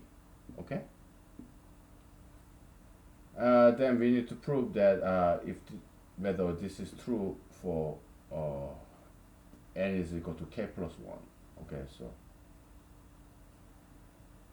we have to reverse engineer. Okay, that's what we do in mathematical induction. Okay, we always do that. It's kind of cheating, cutting the corners. When I was in high school in Seoul, South Korea, we had this long run because high school, South Korean high school, middle school, not elementary school. Korean elementary school is a co-ed. Okay, we have 50% boys and 50% girls in the class.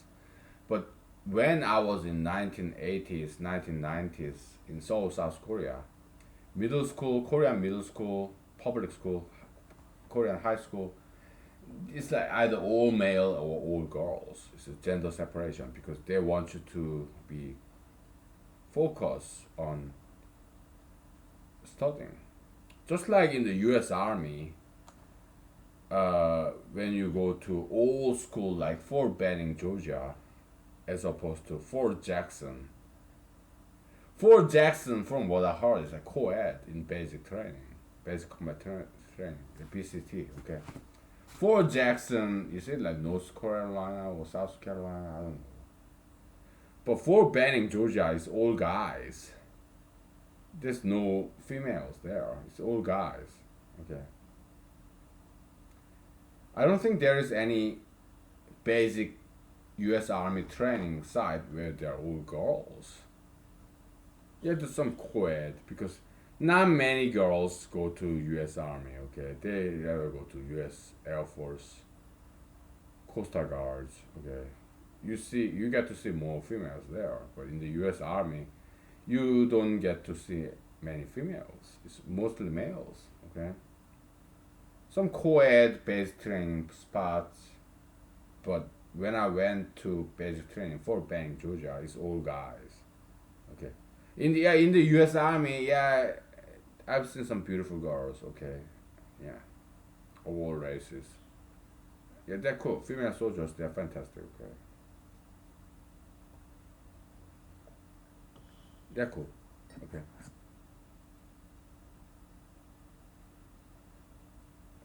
I didn't date any of them because to me it's like incest. I see them as my sisters, siblings. When I was in the U.S. Army, did I date? Yeah, but civilians. I dated some civilians. Okay. Uh, I dated African American civilians. Okay, because I was in Georgia, I was in Texas. Okay, so yeah, southern states. So the only time I ever dated when I was in the U.S. Army was when I was in AIT in Fort Gordon, Georgia. I have dated African American lady like once. The whole time in 4 years when I was in the U.S. Army. Yeah, in Georgia, I dated some African American lady. Okay, just a couple of dates. That's it. Okay. Did we kiss ever? I don't think I ever did. Did we hold hands? Not sure. I think we went out a couple of times. African American lady in Georgia. Okay, so I don't think we ever held hands. Yeah, we went out a couple of times and there was that. Okay, but after that, I was in law school, right?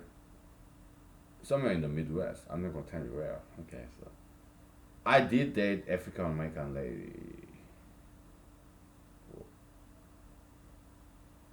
or two, one or two. Okay, and did I kiss them? Yes, yes, we did kiss. And we went out a second date, and I grabbed her ass, and she didn't like that. She didn't want me to grab her ass. Okay, she was African American lady. Okay, but we kissed on our first date. On our second date, she didn't want me to touch her keister. Okay, whatever, lady. So that was that. Okay, so we went on like two dates. Yeah, African American lady. Okay, so yeah, yeah. I have when I was in college, undergraduate. Yeah, one of my friends was African American gentleman, and he introduced me to his African American sister. Yeah, we went out a couple of times, but that was that. Okay, so, all my past relationships, I have dated some Asians, Indians, African Americans, Hispanics, but it never lasted very long. Okay, not that I intended that, but they just didn't quite want me. Okay, so yeah, it's not that important. It's my private life. Okay, so okay, so dot dot dot. Right, our final destination is like, therefore fx like what the fuck. Okay, fx is equal to fx plus k plus 1 times p. Okay, so we will have to reverse engineer, forward engineer, so that we can kind of meet in the middle. Okay, that's logical induction. Okay, that's just how mathematicians do this. Okay, I know this because I studied this mathematical induction. Okay,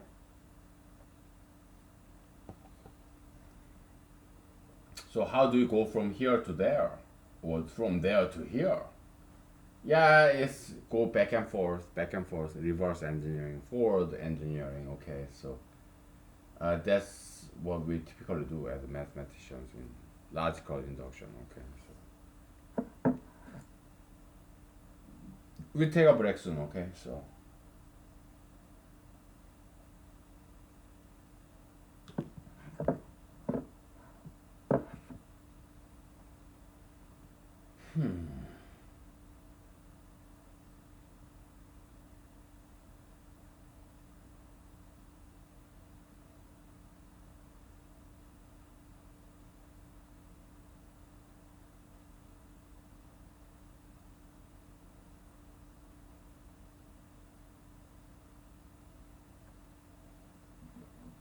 How about this? I need some different color, okay? Yeah. Yeah, I need some different color. Yeah, right there. Let's try to use blue. Black and blue. Yeah, you've been beat up. No, it's not that. Okay. Yeah, okay. You don't want black and blue? Fine. Let's do black and green instead. Okay, so assume this guy. Okay, so then f x plus kp. Okay, is equal to f. This whole thing is like x. Okay, so we have x plus kp plus kp.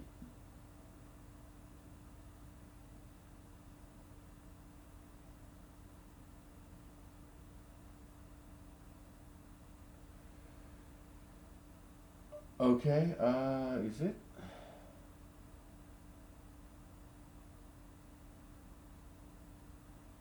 Oh well.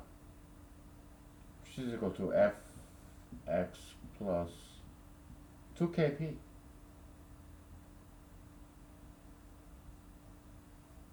Alright,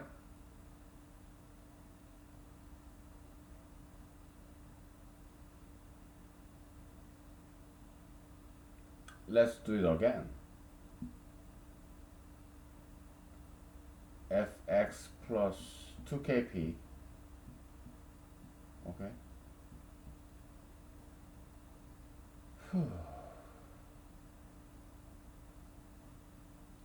F x plus 2kp plus kp, which is equal to f x plus 3kp. Okay.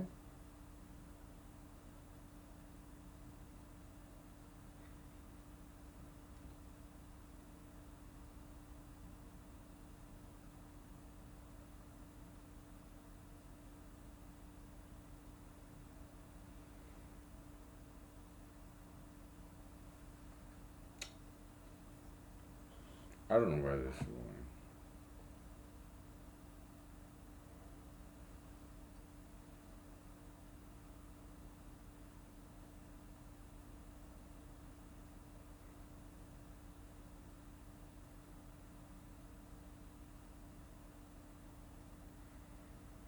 Hmm.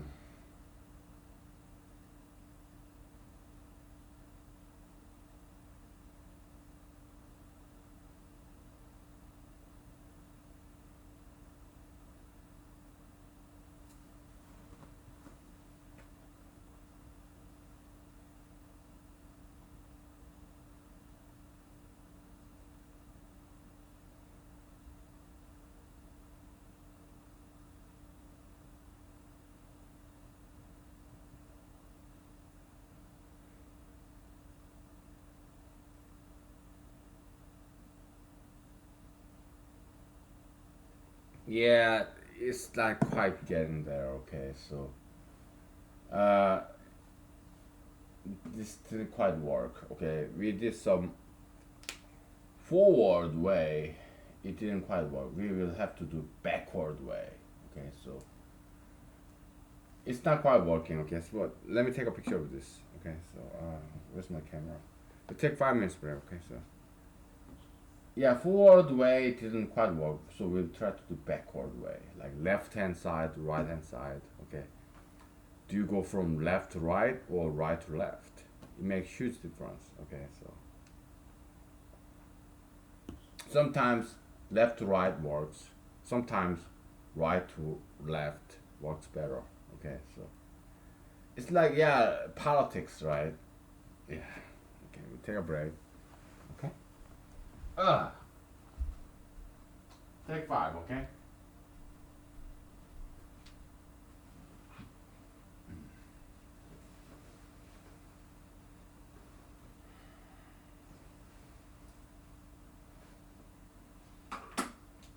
Yeah.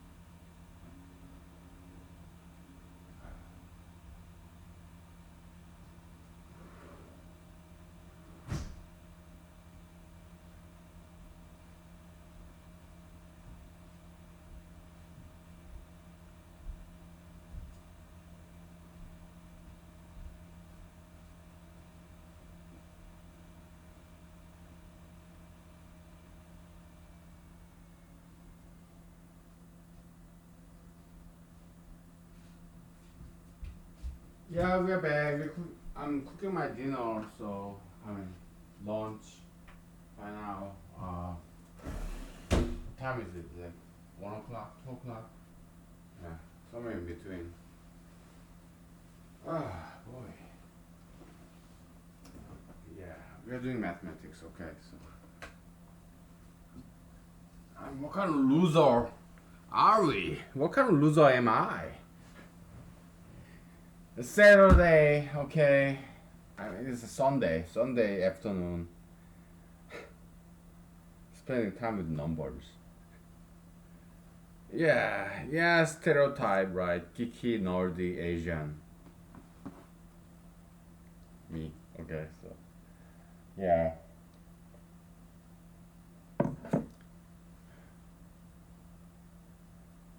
So yeah, this attempt failed. So where's my cell phone? I gotta take a picture of this before I erase partially. Okay. Yeah.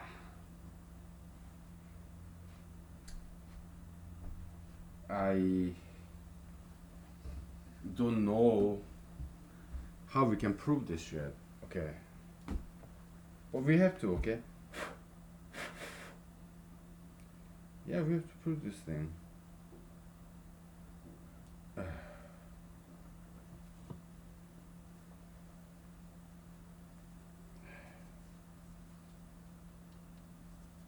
Just cleaning my cell phone before I take a picture of this thing. Yeah, whatever. It's not quite working.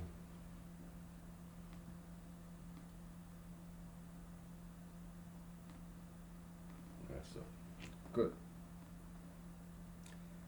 Took a picture of this.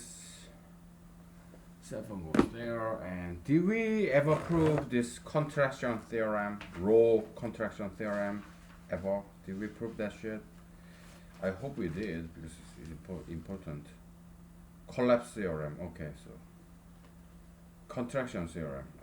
Did we ever prove this shit? Maybe we did not formally prove that shit, but we can later. Okay, it's kind of trivial. Okay.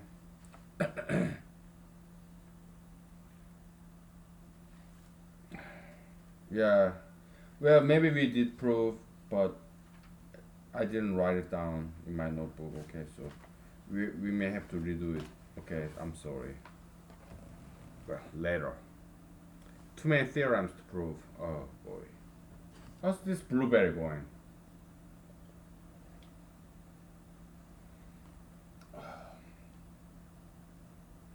Well, just vodka. All the juice over 1 year disappeared. Okay, so it's plain vodka. Yeah, whatever.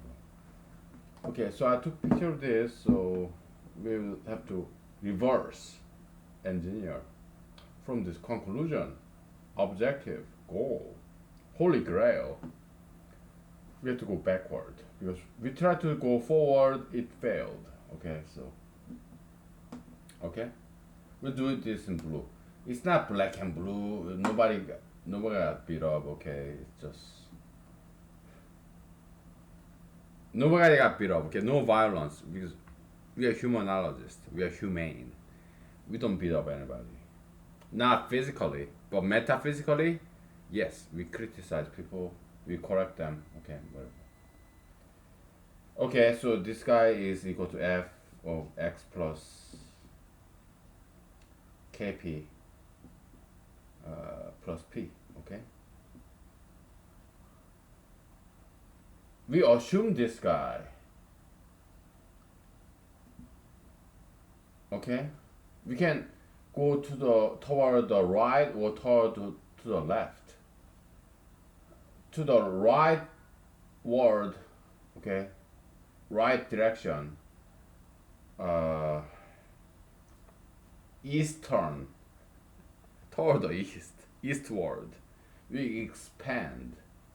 Toward the left, we contract. Equal sign is bidirectional. Okay, we can go to the left, to the right, to the left. eastward, westward. Okay, it's a bidirectional equal sign. Okay, so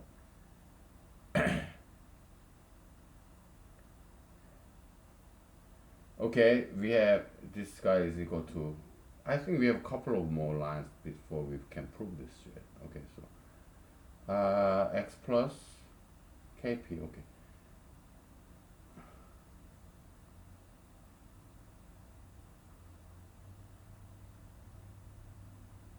Okay.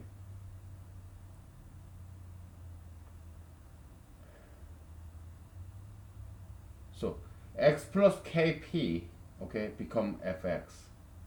F of x plus kp become x, okay. Uh,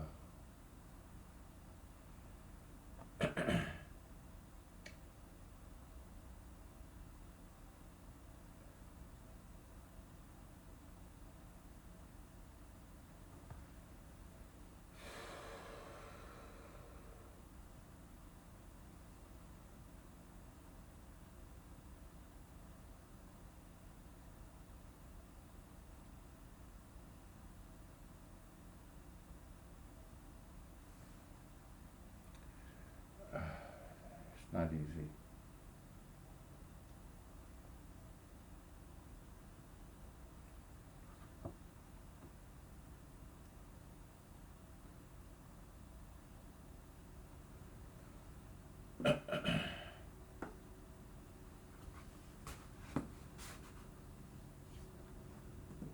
Oh man, I'm struggling. Okay, I'm struggling.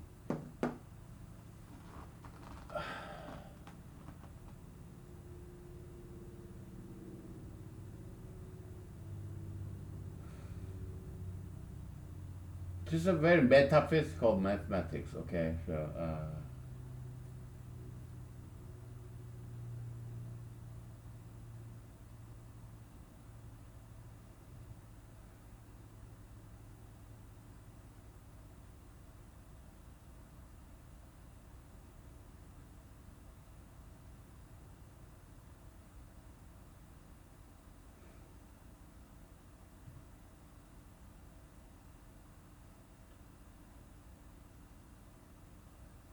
I wish there's some distributive law.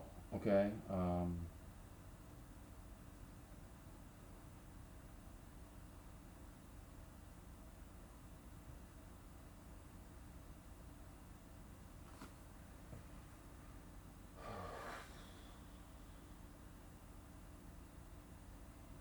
In periodic function, okay, is there some distributive law?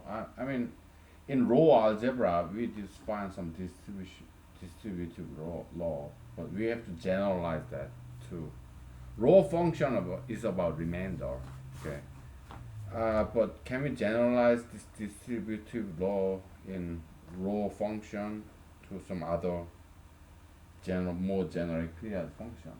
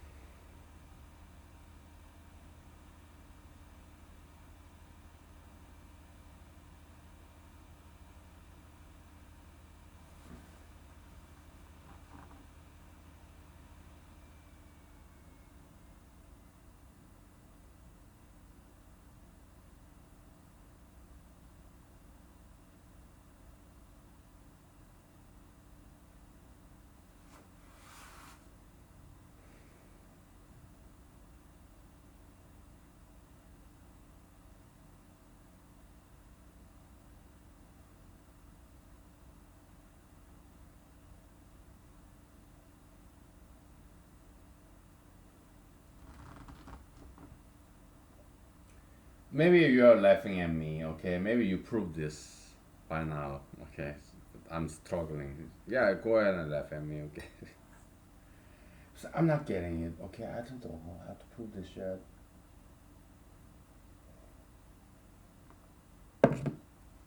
Beats, beats me. It's beating the hell out of me. Okay.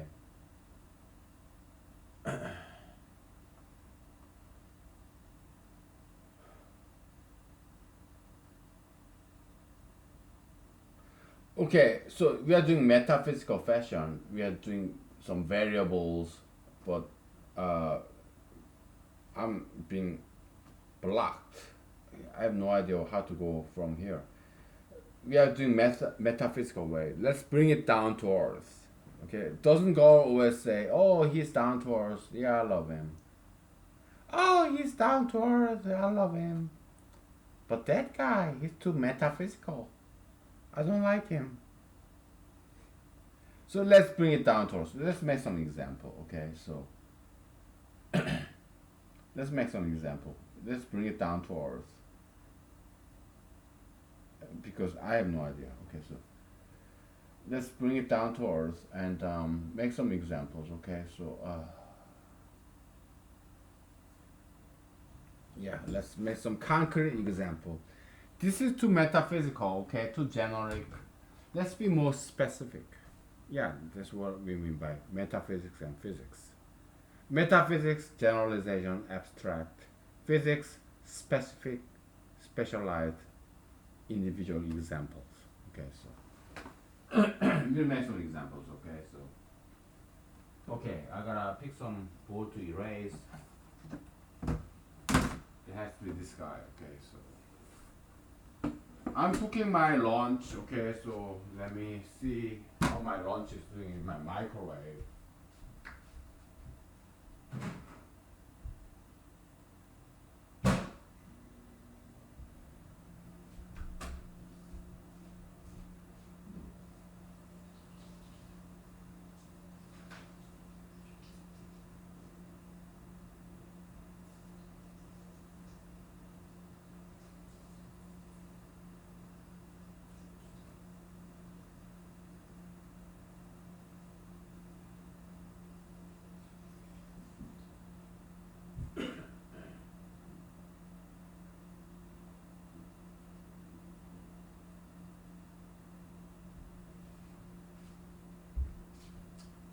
Okay, we're back.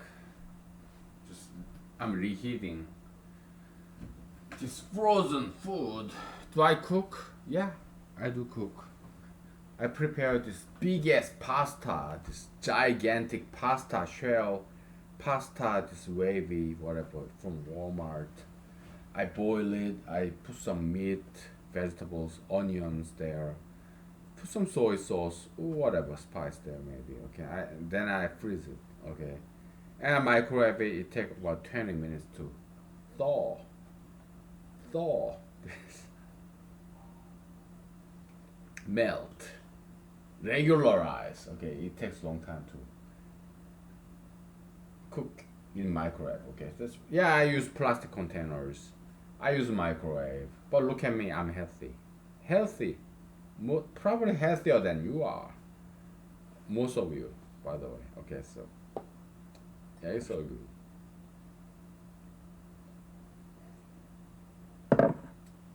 Just plastics, polymers, they're not bad. They're not unhealthy. I'm a huge fan of plastics. Not plastic surgery. Okay. Not plastic boobs, but yeah, plastic containers like plastic cups. It's all plastic. Okay, so yeah, I'm a huge fan. They are light. They don't break. They don't rot. They don't go bad. Okay, so they are light, cheap. Huge fan of plastics. Okay, let's erase this. Yeah, it's magnetic pad right there. Button, magnetic button. I love buttons because they're plastic. There's some leather button, wooden button, they're all cool, okay. Metal button, partially metallic. Yeah, I love buttons. Alright, so okay. So what do we do now? Yeah, make some examples. Okay. So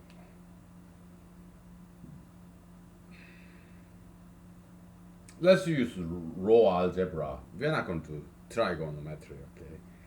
That's too complex, okay? Involves division. No, we don't want to do division. We want to do addition, summation, okay? So plus. Okay, so you have 0, 1, 2, 3, 4, 5, 6, 7, 8, 9, 10, 11, okay?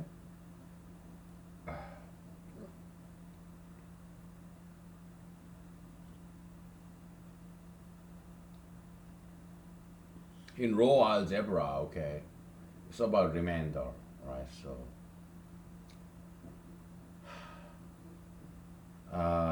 we'll do 3, okay? 2 row 3 and 5 row 3. Well,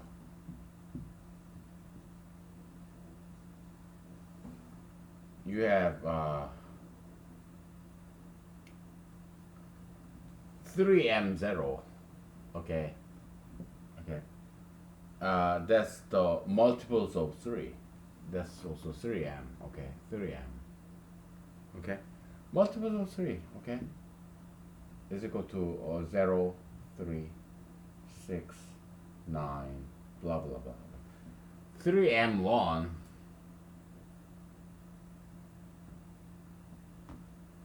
is extraction, is subset of these natural numbers, okay? 1, 4, 7, 10, okay? 3m2, okay? All the numbers were divided by 3, remainder is 2, okay?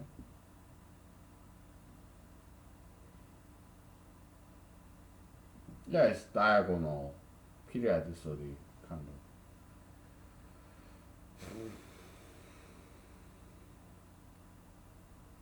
We know the period is 3, okay, so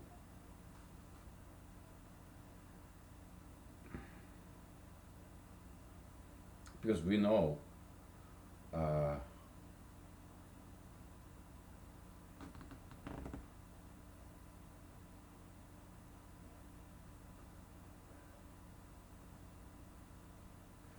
there's some number x, okay?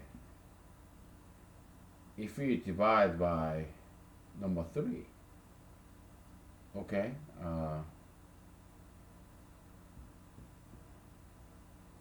X plus 3 divided by 3, what is that? And we can use distribution law, right? So this is like what? X row 3 plus 3 row 3, right? Row 3 using the distribution law, okay?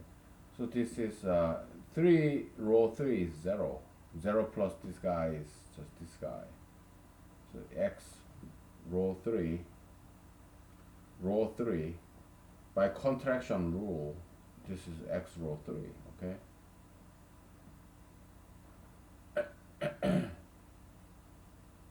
Maybe we want to use this, but we want to generalize this to generic periodic function. Okay, that's the problem that we are having. Okay. For in raw algebra, we know how this works, but in general periodic function, so we somehow need to generalize this. Okay, so that's the problem we're having because we are ambitious. We don't want to just deal with raw algebra. We want to deal with generic periodic function. Okay, any kind like sine, cosine, tangent, any general or sawtooth. Yeah, we want to generalize this guy. Okay, so it's not easy.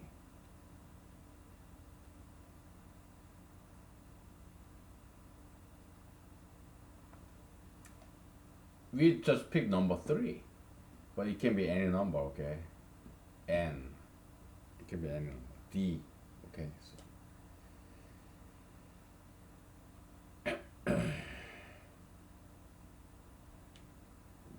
It's not easy question. Period multiple theorem. Oh boy.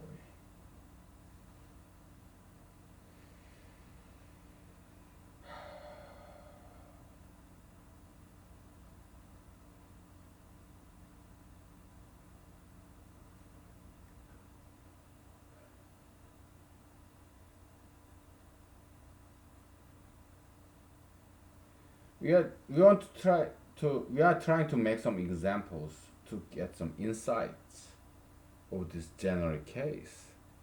We are getting down to physical level examples, instances, to try to understand how it works. Okay, so to find this generic metaphysical formula, metaphysical mathematics. Okay. So intriguing, tempting, fascinating. Okay, just like a girl. Okay, like stargazer, right? Yeah,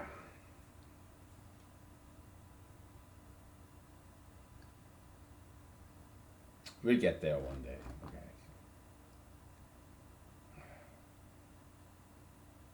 Because Solomon said, yeah, treat knowledge like a girl.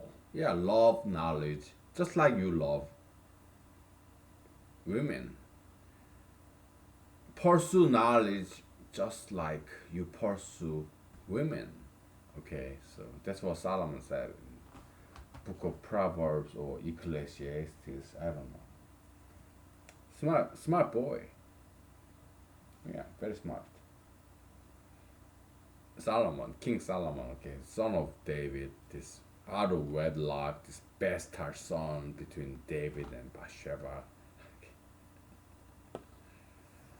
Dirty son. Okay, tainted, polluted ancestry. Okay, David and Bathsheba.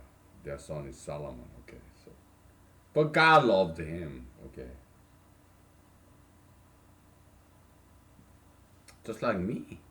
I'm Asian, Asian American. It's like kind of bastard son, right?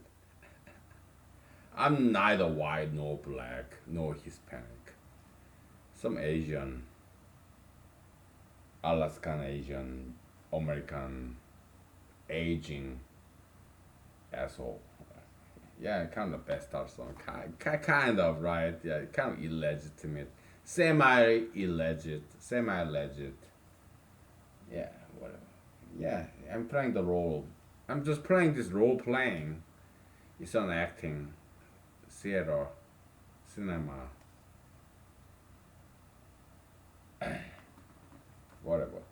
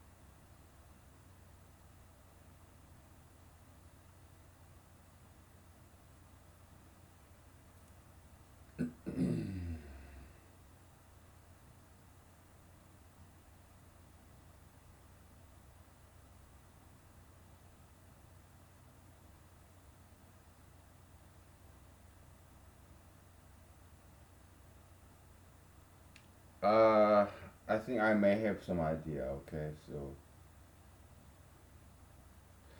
it may be a little bit unorthodox, kind of heretic, kind of unorthodox, the heresy kind of way of proving things, but uh, we may have to cross that boundary, okay?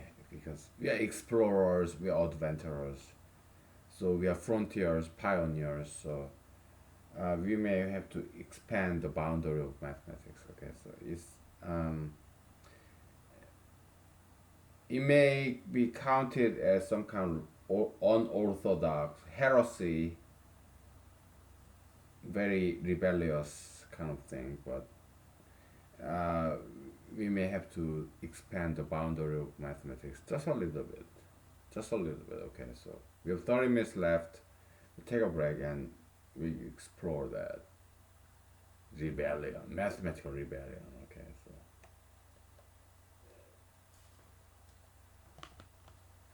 take 5 minutes, okay? So, okay.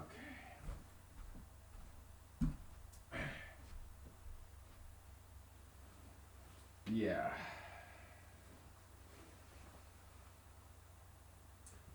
I don't, I didn't mean to be a rebel, okay? But sometimes it's necessary to be a rebel, okay? So, yeah. Oh well. We do what we gotta do, okay? So.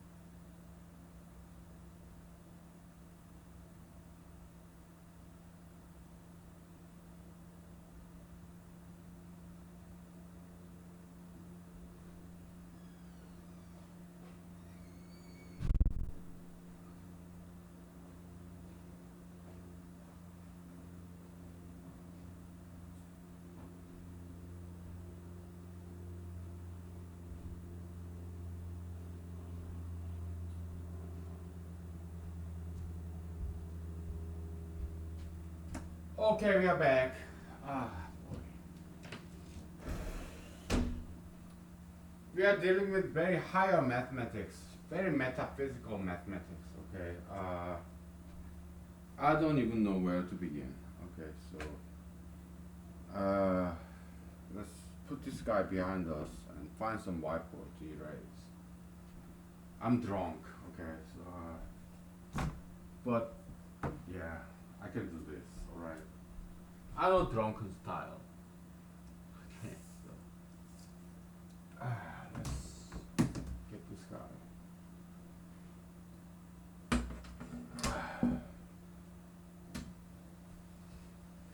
Yeah, I'm drunk. Okay, but in my drunken status, you may call me alcoholic, or I'd rather call me Bacchusist, Dionysian. Okay. It's about party, okay? It's yeah, we're having fun. We are not in workplace. We are not making any money off of this. It's just enjoyment, joy, hobby. Some amateurish. Okay, mathematician. All right, so. What if I tell you this?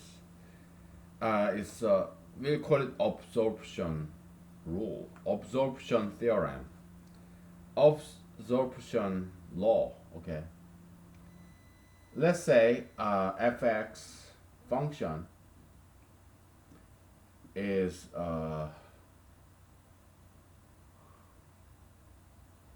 f of n. Okay. For n is a subset, it's an element of 0, 1, 2, blah blah blah. Okay. Yeah, we're using traditional set theory symbol. Then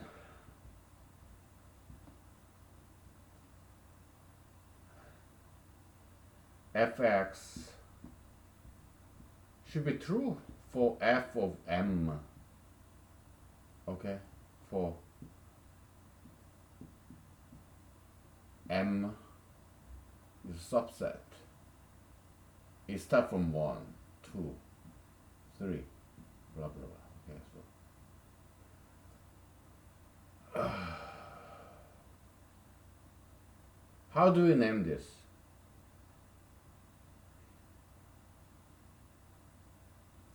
Let's call it ST, subset theorem. Okay, subset theorem.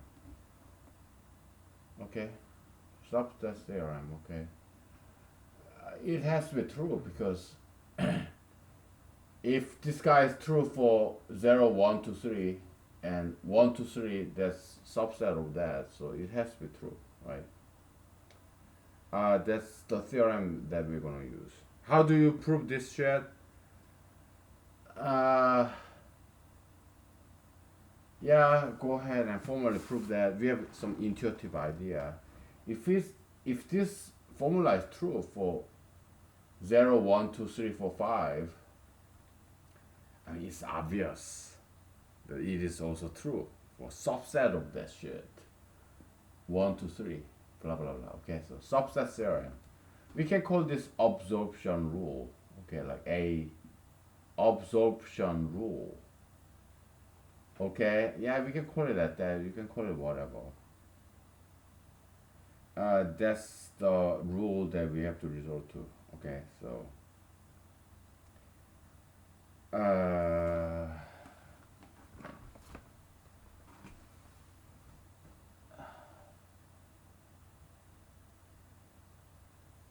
okay, I have to look back on this guy. Okay. So we have this absorption rule, subset theorem. Okay, so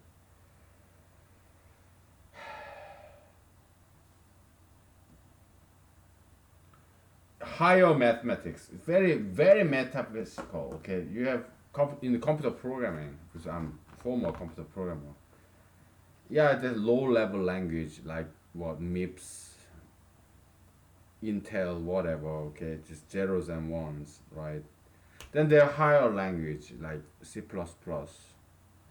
C language is kind of intermediate between machine language and higher computer programming language because C is like, yeah, it takes care of this, it addresses addressing, okay, the memory location in your computer. Okay, so what's the address, the OX, you know, location of this variable, garbage collection, and they deal with all that shit. Okay, so it's like a low level, like me, janitor, custodian. Okay, I clean public bathroom in where I work in this building. Okay, I clean out other people's shit, my own shit in my bathroom.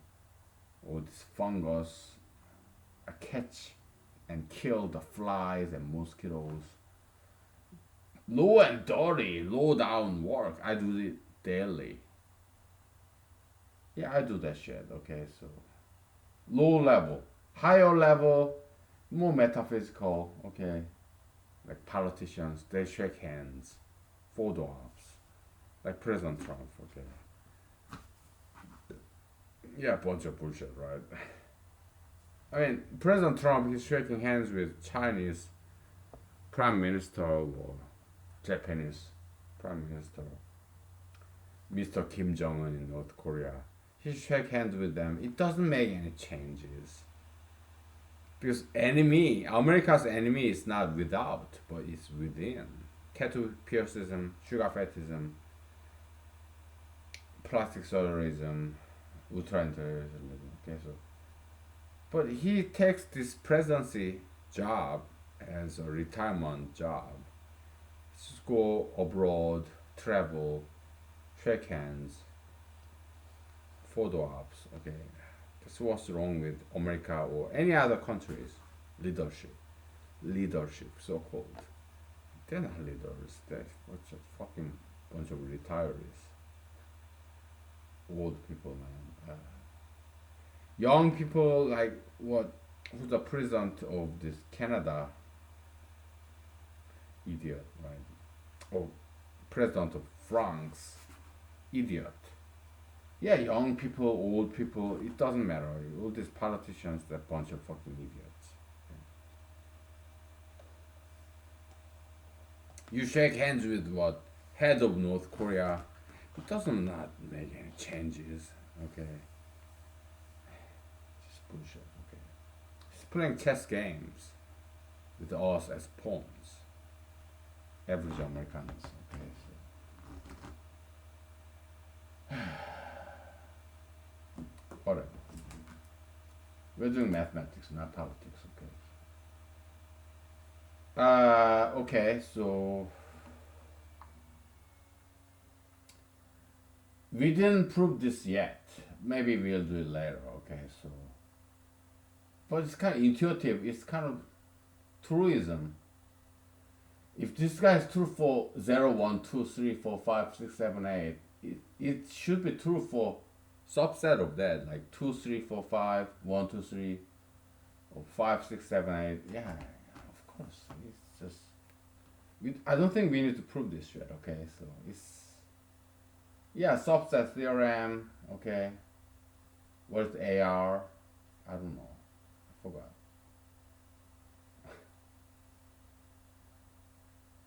Subset theorem, okay? What's rule? What's A?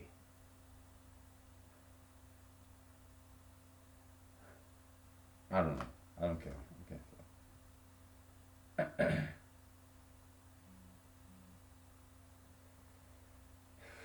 So we have that in what PMT. What's that? Periodic multiple theorem. Okay.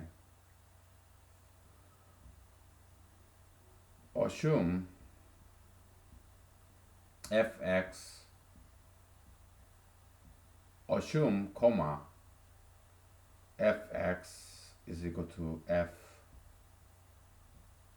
plus kp. P means period. Okay, some natural number, positive integer. Okay, so k is belong to the set of from 0, 1 to non-negative integer, blah blah blah. Okay, p belongs to positive integers like 1, 2, 3, blah blah blah. Okay, we assume this. Okay, and then English word, then comma. Yeah, grammatical mechanics. Okay, so where did all my vodka go? I need some mushroom vodka. We have 5 minutes left. That's enough time left.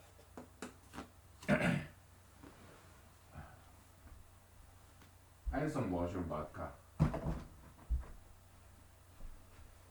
Boy.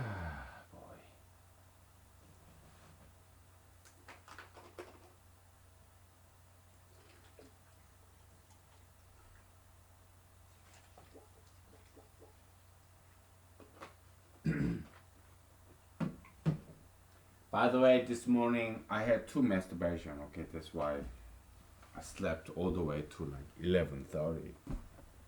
Yeah, after 2 masturbation, watching this internet porn, they're not just white young lady. Okay, sometimes they're mature and sometimes they're ethnic, whatever.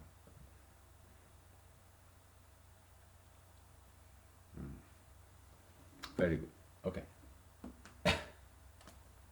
Then by subset theorem, okay, subset theorem, okay,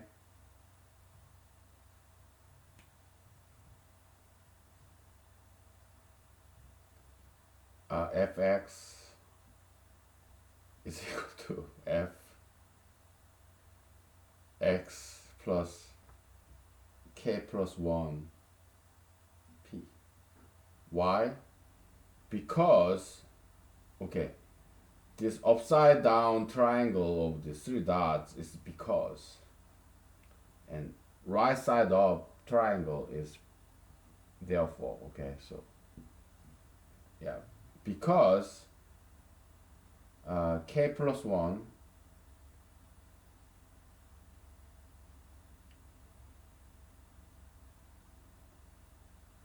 belongs to what? 1, 2, 3, 4. Yeah, k belongs to what? 0, 1, 2, 3, 4, 5. Okay, so k plus 1 belongs to 0 plus 1, 1. 1 plus 1, 2. 2 plus 1, 3. Okay.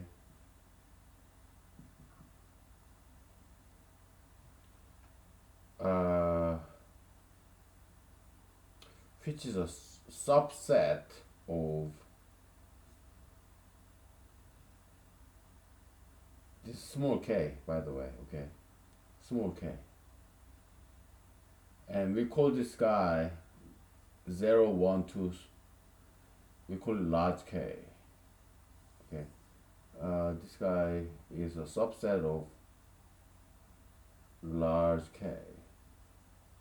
Okay, and this guy is like k plus 1. Okay, yeah, that's that. So we proved that shit. Okay, so we have 2 minutes left.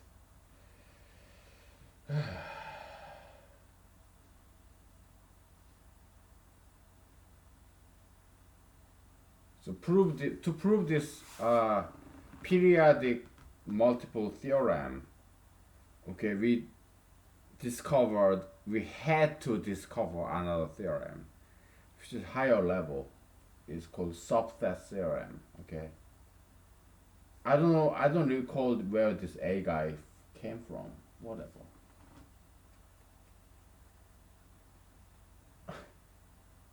I don't remember. Okay, so we could just call it subset theorem. Okay, so if this formula works for this set, of course it works for subset of the previous set. Okay, it's obvious. Okay, to formally prove this, we may have to ask next generation. Okay, so it's subset theorem. If this formula works for this set, it will work for subset of the previous set. Okay, so that's how we prove this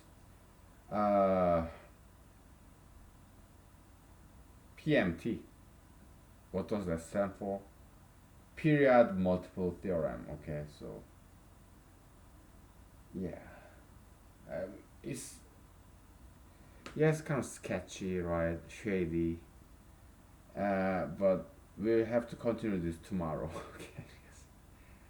I'm drunk. I'm hungry. Okay, I didn't eat anything except for this drinking this vodka. Okay, so my lunch is ready in my microwave. Okay, so I see you tomorrow. Okay, so we continue this. Okay, thank you. Bye.